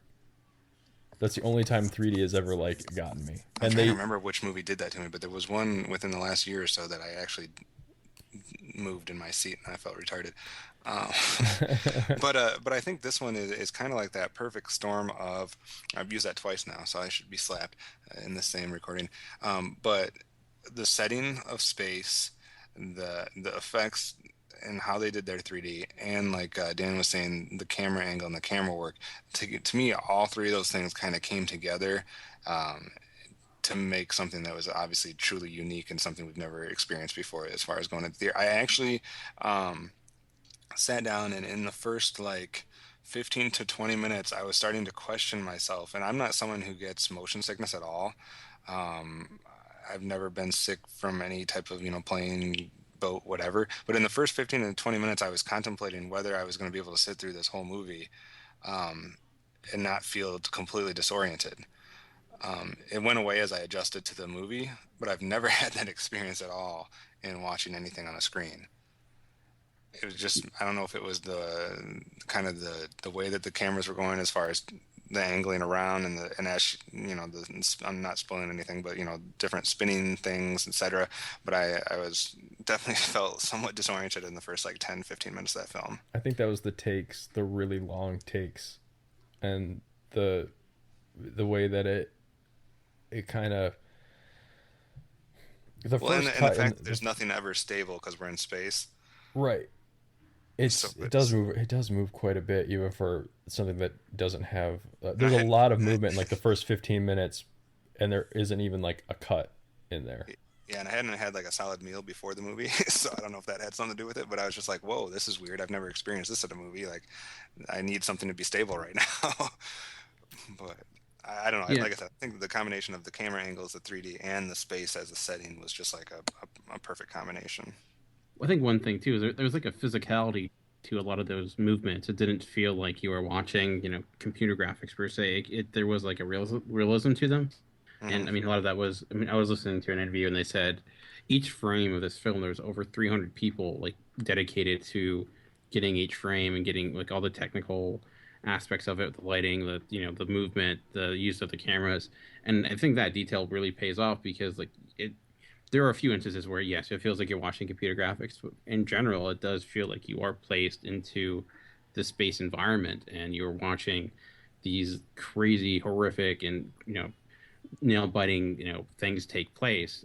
And I guess just to give people an idea of what happens, because I think that's something we kind of glossed over. I mean, there isn't much huge story here, but the basic premise is that you have these two astronauts in space, and this happens within the first 15 minutes, so there's nothing really giving it away here. You've seen it in the trailer. You've seen it in the trailer too, and it, obviously it's a movie, so something's going to go badly. But an accident occurs, a satellite is blown up, and space debris comes at them while they're spacewalking, and it's this huge, gigantic destruction, and then they have to then try to survive after that and try to figure out a way to kind of, get back to Earth with, no shuttle and, really no normal means of getting down there, because, it's space, so you can't just send a helicopter to save them.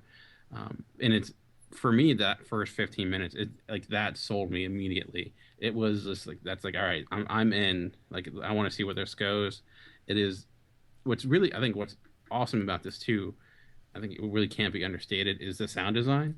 Especially, I think that's the best thing about IMAX beyond just the 3D, is the sound is used so well and subtly in really interesting ways, especially when these characters are drifting in space and the silence. And there's so many movies that are so unwilling to be silent, and this used silence in really effective ways. And then hearing just a little bit of clamoring of radio here and there, and how it's off in the distance, and it uses that to kind of place you within the scene, because you're in space, so it's hard to kind of get an idea of where you're at, but using sound to kind of place you and place two objects to where they're in relation to each other, I thought was excellently done. I want to touch too on kind of taking a different approach to it, but going into this film and how it was marketed and how it was, what the trailers consisted of.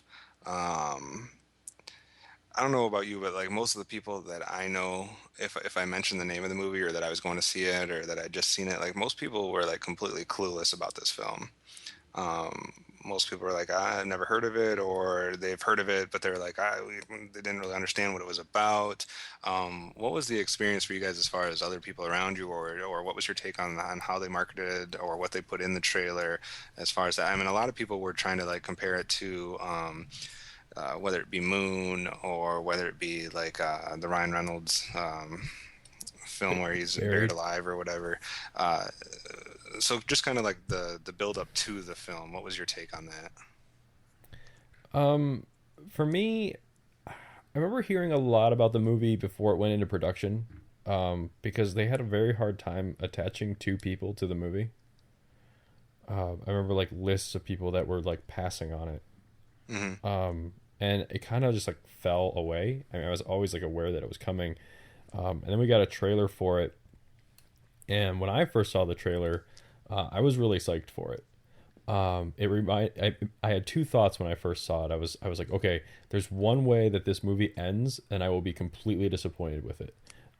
And I will say that the movie did not end that way, and therefore I'm not disappointed with the movie. The other thought that I had was that it reminded me of the David Bowie song Space Odyssey. I thought somebody had just made a live action movie of David Bowie's song. And in a sense they have. But there was one guy that I work with, he was absolutely dead set against seeing it. But he's going to go see it because his girlfriend wants to see it. But he was dead set against seeing it because of the trailer, and that it was essentially everyone that he saw was just Sandra Bullock screaming for 2.5 minutes. And he, didn't want to, he didn't want a movie, at the time we didn't know how long the movie was, but he didn't want a 2-hour movie that was going to be just Sandra Bullock screaming. And even if that was what the movie was, would you not be screaming your head off if you weren't? I mean, if you weren't in the same situation, would you not be having the same reaction? But yeah, I mean, and last Saturday, my dad sent me a text while I was at work and said, "Hey, what should I see this movie Gravity?" And I'm like, I don't know, I haven't seen it yet. Let me get back to you. But Dan, what was yours?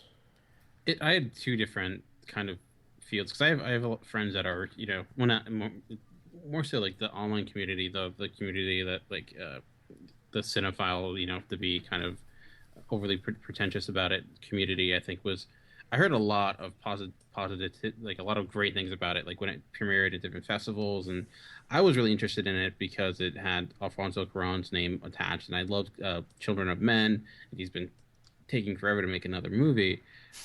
When for like I had the same thing. Like a lot of people, just general movie fans. Like my wife didn't really want to see it because she's like, it seems like it's just going to be Sandra Bullock in space for 90 minutes, and like I think a lot of people thought there was going to be that initial huge like destruction, and then the rest of it's just her in space by herself. That to me was a mindset I think a lot of people had. Obviously not too many because it did really well this weekend, but I it was hard to get. I ended up seeing this by myself, and it's hard to get my wife to really go see it. But I think now that there's so much positive word of mouth, I really think it's even going to take out further. Some of those people who are maybe apprehensive or didn't really know, because it's a hard movie to market. I think just because it's Sandra Bullock screaming for 2.5 minutes. It's Sandra Bullock screaming, and it's hard to kind of like. There's so much. It's only 90 minutes, and I think if you can give almost the entire movie away in some instances, and it's just I don't know. I'm sorry to cut you off. I feel like when I walked out of this movie, I had I was talking with my friend that I saw it with, and I said, I can see why people won't like this movie. And I think that people that don't like this movie are. I'm saying this because it's just kind of like a reference that I have right now. I think the people that don't walk out. I think the people that walk out of Gravity that don't like it might actually be some of the same people that don't like or get Breaking Bad. And I say that because they both. Sorry, my cat is attacking me. Like Gravity is slow. Like it starts out slow, and then it gets fast when there's like the event.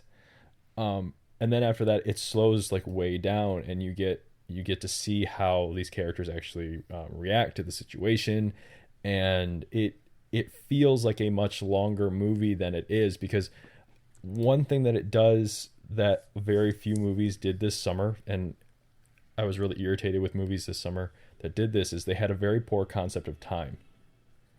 And I felt like this movie did it really well. And when I walked out of it, I thought I had been sitting in the theater for 3 hours. But it wasn't like I felt like I was sitting in the theater for 3 hours and bored. I was just more surprised that when I walked out, I'd only been in there for like an hour and 20 minutes. But it does slow down, and you get those character moments. Like for example, when George Clooney and, Sandra Bullock are drifting between the shuttle and the space station. Like that's like really slow. I mean, I enjoyed that scene. I enjoyed what happened in it, but it's kind of like, how can you actually sell, like you can't show that scene in a trailer. Right. It's the same. They use I guess you don't realize it, but they basically use the only thing they could have used. They use the event really, and it's one of those things where not really the same thing, but kinda. It's like when the 48 frames per second with The Hobbit was like a big deal. They didn't release a trailer of The Hobbit in 48 frames per second because people would think it looks like crap, because they wouldn't be able to get immersed in it. It's so all the trailers for The Hobbit were in 24 frames per second, which is the standard movie format. But it's kind of like the movie going audience wants to see an event, so it's kind of like that's the only thing you can put in there. And unfortunately, in your movie, when the event's happening, Sandra Bullock is just screaming. But you don't understand that the trailer doesn't convey to you that she's new. She's not, it's her first spacewalk. She's never done it before, blah, blah, blah, blah, blah. None of that is conveyed, and it's kind of hard to, it is a hard sell. It's hard to wrap your head around, the trailer was. And for me, that's kind of what drew me to want to watch this movie, was the intrigue that, at least with like Moon and with Buried, you have, like Buried, you have the concept of, this person's like basically in a box or whatever underground, but you have that, like, there's how are they going to react with that box, how are they going to try to get out of it, how are they going to, and on the moon, with the Moon movie, you have that setting, whereas this one, the trailer is literally giving you someone floating in space, and so it's hard for people, and it was hard for me to wrap my head around, what are these people going to be interacting with, besides the openness of space. And so the intrigue is what drew me in. I have a feeling initially, that's why I'm surprised that it did so good on its opening weekend, because I had a feeling at first it was going to draw people away and push people away, and that this was going to have kind of that effect of like an Avatar or something like that, where a lot of people didn't necessarily know what it was at first and didn't go see it like right away, but it just built and built and built. So the fact that it started off this well, I would think that it's going to have huge success, because to me, the more people that hear about it are going to be able to get past their initial kind of skepticism with what is that trailer, to, okay, now I have to go see this because people are talking about it. And to touch on, we touched on a little bit. We talked about Sandra Bullock screaming in the trailer. I guess my question for you guys is: how did you feel like the story that they do kind of give her character and her performance overall? How did you feel like she did, kind of handling her responsibility in this film? I'm not a huge Sandra Bullock fan. I mean, I like her all right. She's never been one of those actors or actresses that I'm drawn to see everything that they're in, like I am with certain other people. So the movie didn't sell itself just for me just because she was in it. But I did feel like she did a good job with what she was given. I don't necessarily see. Maybe she will be getting like whatever nods for awards and stuff like that. I wouldn't see it as something like that, but maybe that's just me. I think she did well with what she had. Yeah, I Sandra Bullock's the same for me too. Like I don't not like her. Is that right? Yeah, I mean, she's not the. I will see a movie that she's in. I will never not go to a movie just because she's in it. She's kind of like, and I'm like that with other actors, like Leonardo DiCaprio. I don't go see a movie because he's in it. Right. But I don't have a problem with his performances. I think I don't even know why I really wanted to see this. I think it's just because I like space. And I heard that they did the anytime someone. I think one of the key things for me was I read it on Twitter, which is that they treat space with respect, and the way that they got that across, which was the absence of sound. And I was like, okay, you've got me, because Firefly was like that. And there was that one scene in Star Trek where it was just a subtle nod where it's like, yeah, we know this is how it's supposed to be, but that's not how it's going to be. And I heard that and I was like, okay, I'm done. I'm there. I mean, I want to see how this works. And I wish I could say, like, I wish I could explain my fear over how I was worried that the movie would end without spoiling it, but like I said, it didn't end that way, and it worked out really great. We'll be able to bring that up when we kind of look back at all the fall movies, maybe. But I liked her performance. She's not, like I said, I putting context behind her screaming in the trailer, like it helped. I mean, when you realize it's her first spacewalk, and this is what's happening to her.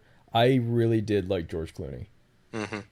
I liked his character a lot. I liked the way he played him. He played the stereotype of an astronaut perfect. Yeah, well, an experienced astronaut at that. Right. So, and I liked the Ed Harris as Houston, which I think is great because I believe he was also the mission control guy in Apollo 13. Yeah. He was. Yeah, that was my first Can he not have a successful space mission? Yeah, you should. If you hear his voice on the radio, you just want to go home right then and there. I just like how authentic the whole thing felt. I mean, we talked about Prisoners being that, it's not. We talked about Prisoners being not really fantastic because it's more of a window into like something that could actually happen or take place. It's no one becomes the hero. I felt like this is kind of Gravity is that same kind of thing where it's people are put into an event and nobody is made a hero. They do their job.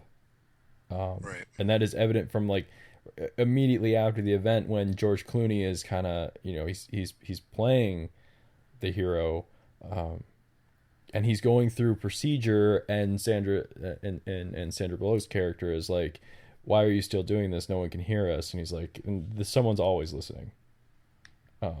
And he's like, I'm doing my job. I'm doing my job the way that I'm supposed to do it, the way that I was trained. And I also enjoyed the detail in like the radio chatter. I don't know. Yeah. I get a kick out of that stuff, and it's how organized how organized that whole. I think it made NASA look really cool.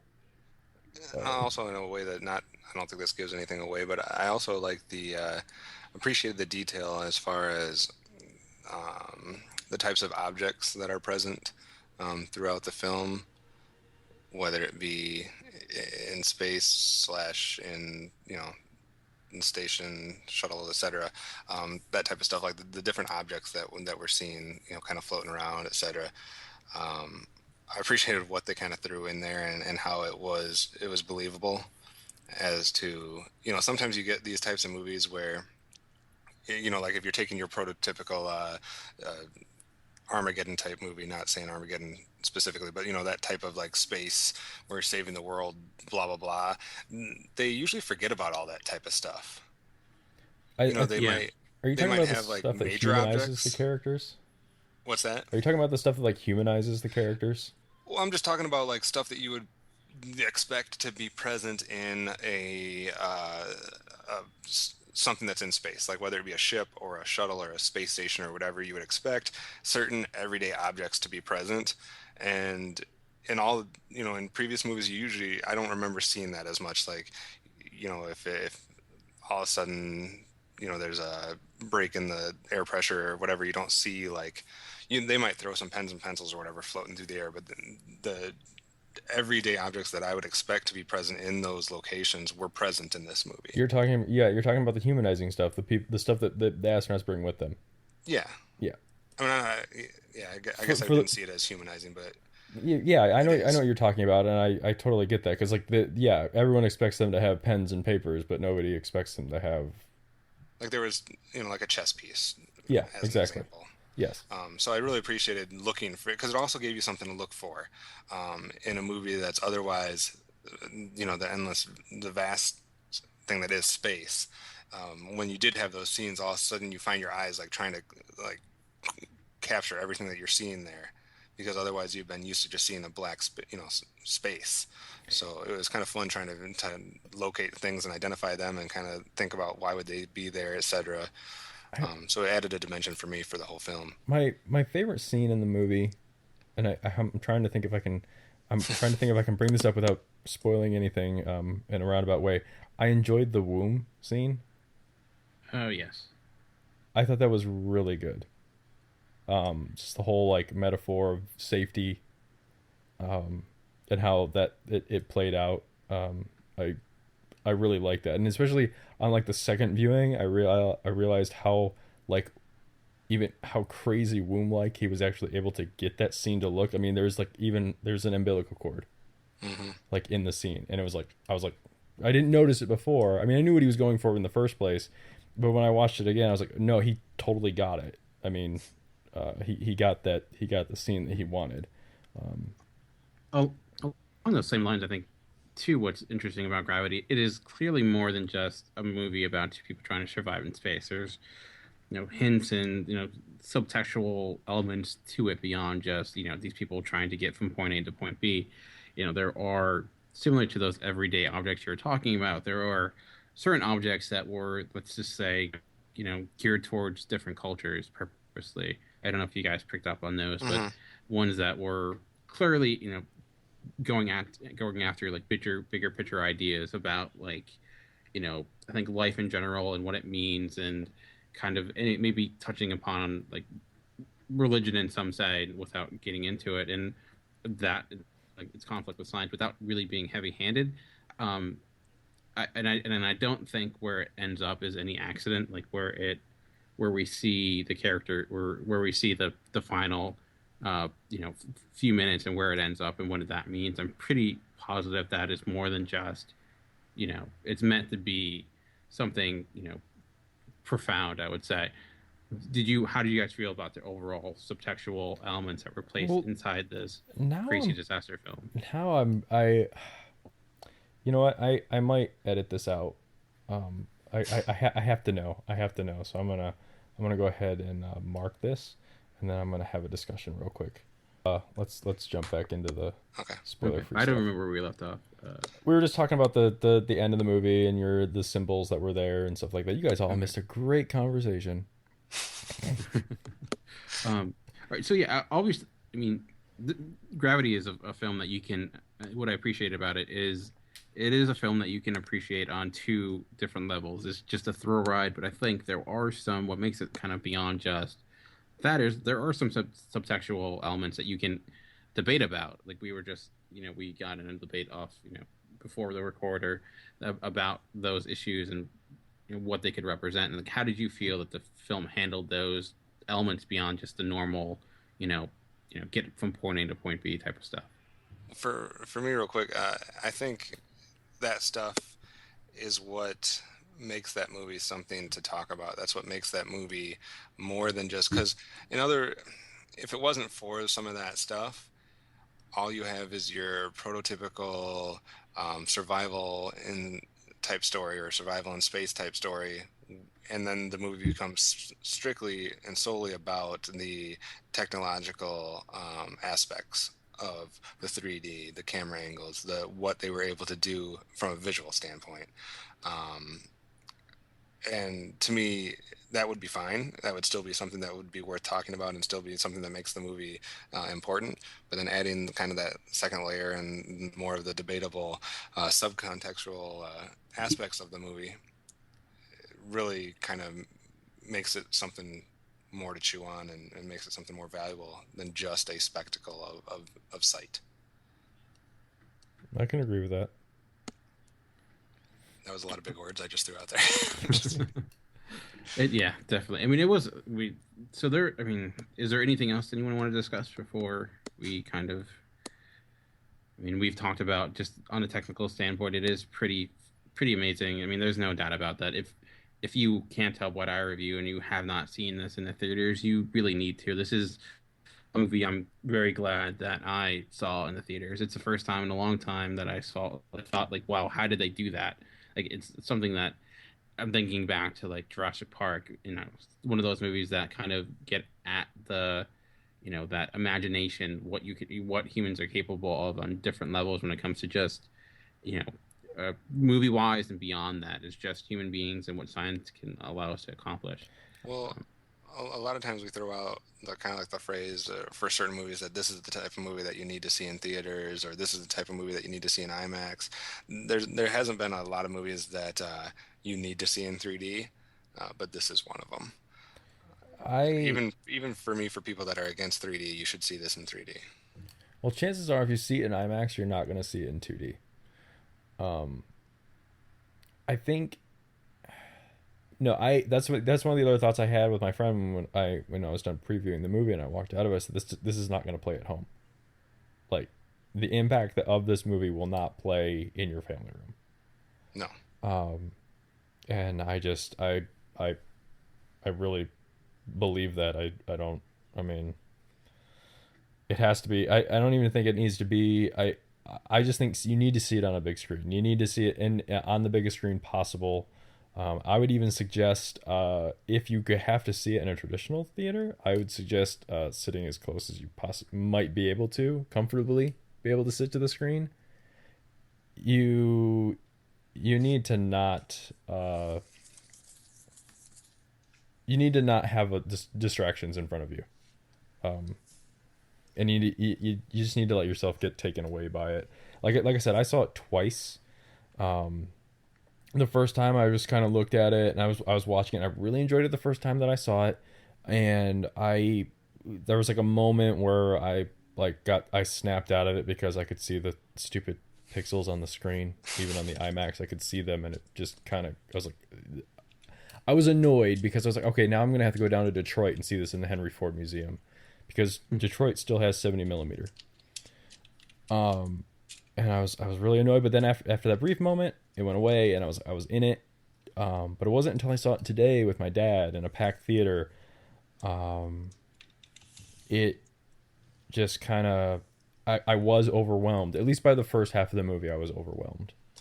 I was curious, because earlier in our discussion on our show today, we were talking about, I brought up the opposite of the subtlety that we saw in Prisoners, and someone said I can't remember which one of you guys would say that That we'd that was get to me. it. That was me. I expand on that a little bit. Well, because it goes back to what I was saying about this, and like people that won't like this are the same people that might not like Breaking Bad. Both, I think this relied a lot on subtlety, because there are a lot of extended shots. There's a lot of shots where essentially nothing is happening except for two people floating in space, and nothing is really. It's kind of like what you can glean out of the whole thing. It's what you take out of it. Nothing is. I don't really think, despite the discussion we had, while items and things are present in what you're seeing, I don't think any of it is in your face. No. And the reason I liken it to Breaking Bad is because Breaking Bad is kind of like that. There's a lot of subtlety in that show, and there are episodes where like there are 45 minutes where like one thing is happening, but that is it's very important. And I feel like, this movie, all 120 minutes of this movie are important, no matter how long a shot may or may not be. It's everything in it is important, but you have to be smart enough to pick up on it. Like, they don't hand you anything. And I think with a movie like this, and I'm not saying that there's anything wrong or not wrong. Like I'm a fan of both subtlety and I'm a fan of the way, at times that someone like Steven Spielberg does his movies. I'm a fan of both things. But I think this one is walking that very fine line between, it was the type of movie that had to walk a fine line between not being over the top and still being successful. And I think, like what you were saying, it did a very good job of doing that. There was really only one scene that I thought was a little too in your face as far as any type of object or symbolism or anything goes. I'm not going to say what it was, but there was really only one moment in that whole movie where I felt like something was forced on me. Otherwise, I thought it was perfectly walking that line and being very subtle and very minute in how it did things. And I appreciated it with this story because in any type of for some reason, especially in the sci-fi genre, for me, when it's a survival type thing or a disaster type thing, it's really hard for people not to get overly sentimental, overly not necessarily cheesy, but especially in that genre, it seems like they do that a lot. So I really appreciated that in this one, they kind of walked that line very finely. I'm amazed that in this year that we got this movie in Pacific Rim. Yeah. And looking at this upcoming fall, I thought the first was kind of not. Pacific Rim notwithstanding, but look what's coming. I think there's a lot of talk that this could be one amazing fall, and I think if this is kicking off the contention, it's one hell way to kick it off. It's a hard act to follow, and for sure, because I didn't touch on it much, but I thought Sandra Bullock's performance was outstanding.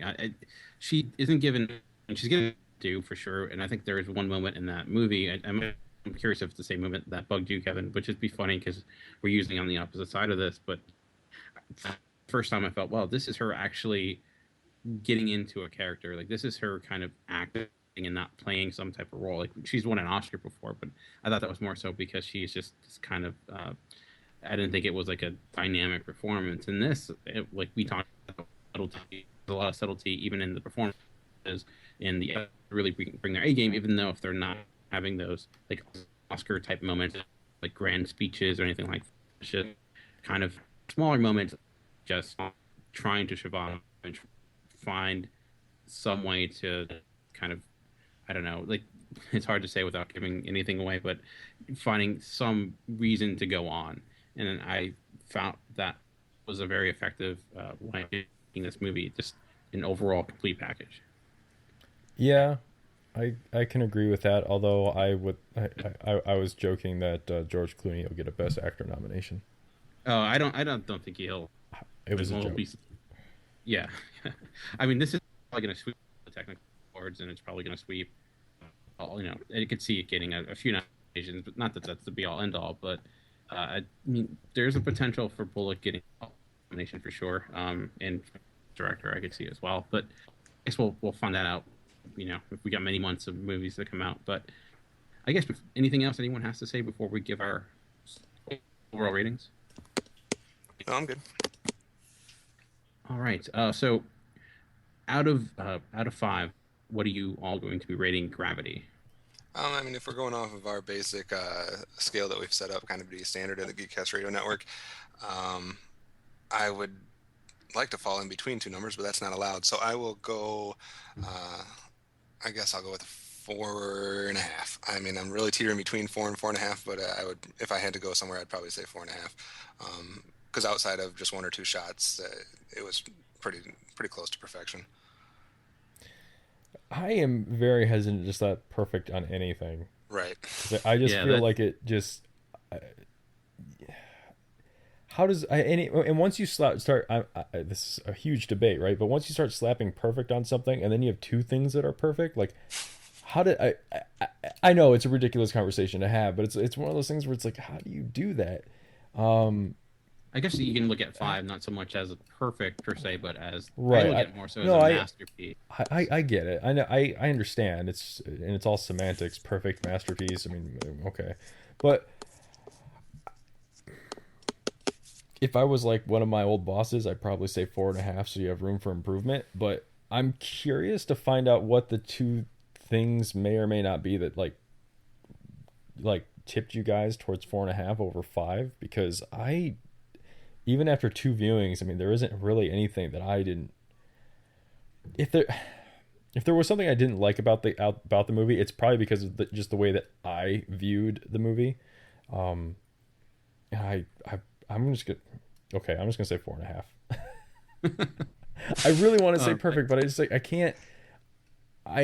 I'm just it's the first time we've done this, and it's like the first. I don't want to give out a perfect on the first go round. Yeah, and I'm sorry, Gravity. I don't want to do that. I mean, true. Being as someone who's been working with the rating system for a while now, just doing reviews, there hasn't been a movie this year I've given more than a 4.5. I mean, only 5s I've given were to the Spielberg films that like Jaws and Saving Private Ryan, and I think it's easier to give a 5-point score to something that's been out for a few years because you've had some room to kind of judge it. And like you, I think there are 5-point movies out there. I don't think Gravity is one. I think if you're going to simply as a technical level, it is without a doubt a 5. I think where it gets to 4.5, for me, it's just some of the dialogue here and there was a little clunky. If you're going to be super nitpicky, that's kind of where it knocks me off a little bit. And but beyond that, like, it is as close to like 4.74 as you could possibly be. And I could definitely see this like going up to 5 on a second watch. So well, here, and the only other reason I'd be hesitant to give it a perfect is because you have to think you're only going to be able to see it the way you're on a large format for a limited time. I'm kind of thinking about how is this movie going to play at home, and it's not going to be I can give it a 5 right now. If you go see Gravity in a theater right now, I will stand by it being a 5. If you watch Gravity at home, it's going to be a 4.5. But I guess the way I would see that is that I feel like all movies are made to be seen on a big screen. So like that to me is like its purest form. So that's usually how I view it. Like, yes, maybe at a home theater it isn't as effective because you have the screen's not as big, it's not as immersive, you don't have as that theater experience. But I can sacrifice that if that theater experience is beyond anything that has come before or recently that I can think of. So it is kind of a give and take. Like, how do you some movies that play great at home maybe aren't great theater experiences. So it's kind of you can kind of go either way with it. Hell, I'll say this is going to be a 3 if you watch it on Netflix. Or it'll be a 2.5 if you watch it on your phone. Yeah. Or lower. All right. On your phone. Yes. All right. So it's 4.5s all around. So great. Hopefully we didn't praise it too much and we get the overrated people screaming down our necks. But anyway, so that's our thoughts on Gravity. Again, if you agree or disagree with us, feel free to comment and we'll be happy to reply and defend ourselves as best as possible. So we're going to take another little break here, and when we come back, we're going to be looking at coming attractions and upcoming DVD and Blu-ray releases. 50 years ago, a little old man brought his little blue box to a junkyard, and now Doctor Who is a cultural phenomena worldwide. Join the Geekcast Radio Network and Mark Who 42's Whoniverse as we review Doctor Who episodes past and present, discuss the Doctor's friends and enemies, see where the Doctor's been, where he is, and where he's going. Sit back and grab a jelly baby and join Mark Who 42's Whoniverse. It's the ride of this and every other lifetime. Fantastic. Allons-y.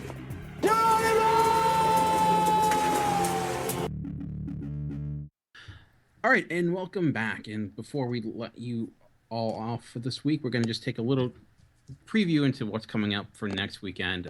First, we're going to hit on the upcoming movie releases that'll be hitting a theater near you. The two big releases that are coming out, of course, are Captain Phillips, the Paul Greengrass, Tom Hanks, based on real-life thriller about the Somali pirates taking control of the naval ship.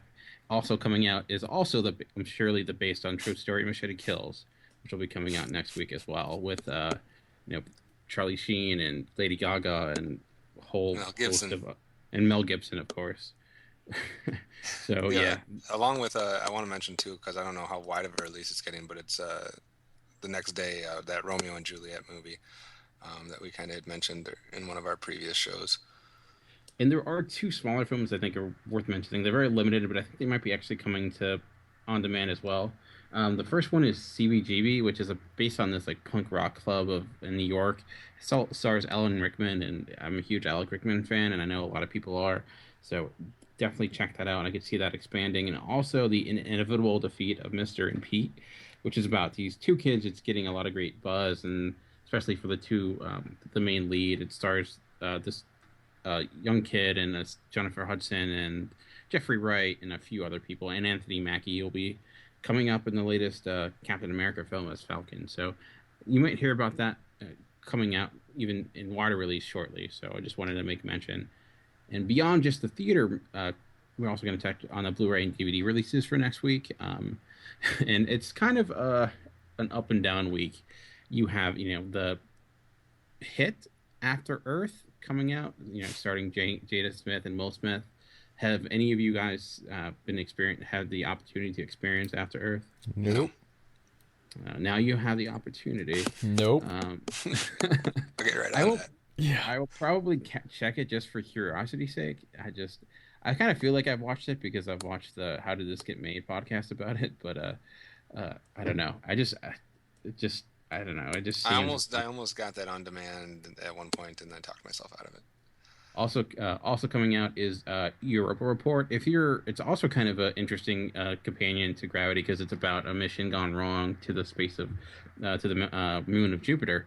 The big star in that is Chartilo Copley. I pronounced it horribly wrong, but the guy who starred in District 9 and Elysium this past summer. Also coming out, Hangover Part 3, which I missed this summer. Did any of you guys seen? Yeah, I saw it. I think it doesn't. I don't know. It should have had a different title besides Hangover. I thought it was better than the second one. Yeah, there was no hangover. But other than that, I guess. For all the Joss Whedon lovers, You Have Much to Do About Nothing is coming to theaters, or coming to Blu-ray and DVD. His take on the Shakespeare classic play is starring Nathan Fillion, the fanboy love himself. Also coming out is The Purge, and I know Powers. I know you've heard you talk about The Purge. The concept of The Purge is a lot better than what the actual movie was. And I know that the main antagonist in the movie, I think he would make a great replacement for the Joker when they inevitably recast him. And it was the first thing I thought of when he showed up on screen. I was like, oh, you are so creepy. And your smile is amazing. But no, the concept of The Purge is a lot better than the execution of the movie. And I know that they're going to try and make it a, excuse me, like a franchise-esque thing, kind of like, I'm sorry. Paranormal Activity. Yeah, Paranormal Activity, Saw, those kind of movies. And it actually kind of works because, The Purge is a day. in that world that they've created. It's a holiday, and so technically every year you could release that movie and have it follow like a different group of people and a different set of events that occur during that holiday. So I'm interested to see what the second one does, because the first one falls apart like at the very end of the movie. Interesting. Also coming out, if you wanted to have a Danny Trejo double feature, his direct-to-DVD movie Zombie Hunter is also coming out. So for those Danny Trejo fanatics, you have plenty coming out next weekend. To whet your appetite. Do those people exist? Surprisingly, yes. I mean, That's why Machete is coming. I'm sure there's a guy or two, maybe his family. I don't know. All right, but besides that, we have a little bit of a question for you guys for next week. Kevin, what do we have for our listeners? All right, question we want you guys to answer, and we will discuss it on our next episode here, and we'll answer it ourselves. As far as your movie-going traditions, practices, are you someone that buys food at the concession stand, or are you someone that sneaks food in? And if you're buying food at the concession stand, what are your favorite things to buy? And if you're sneaking things in, what are you sneaking in? So answer that question on the website, and we'll give you our answers, and we'll give you some reactions to your feedback there. All right, that sounds great. Yeah, we're looking forward to hearing you, and to you can get back. You can contact us in a number of ways. You can email us at geekcastradio.com. Just put in the subject wire MWIRE Weekly. You can comment on our message boards on the site, or as well as on the post on the site as well. So we'll be reading your feedback and discussing that next week. But that's pretty much all we've had for this episode, this pilot episode of MWIRE Weekly. I hope you guys enjoyed it, and hope it's kind of a what's that appetite for things in the future. So, but for now, we have been. I've been Michael Powers. You can find me on Twitter at BoothNinja81. And I'm Kevin Thompson. You can get to me at Optimus Solo on Twitter. And I am Dan Clark, and you can get to me at Movie Revolt. And I would like to thank you for your time, and we'll see you next week.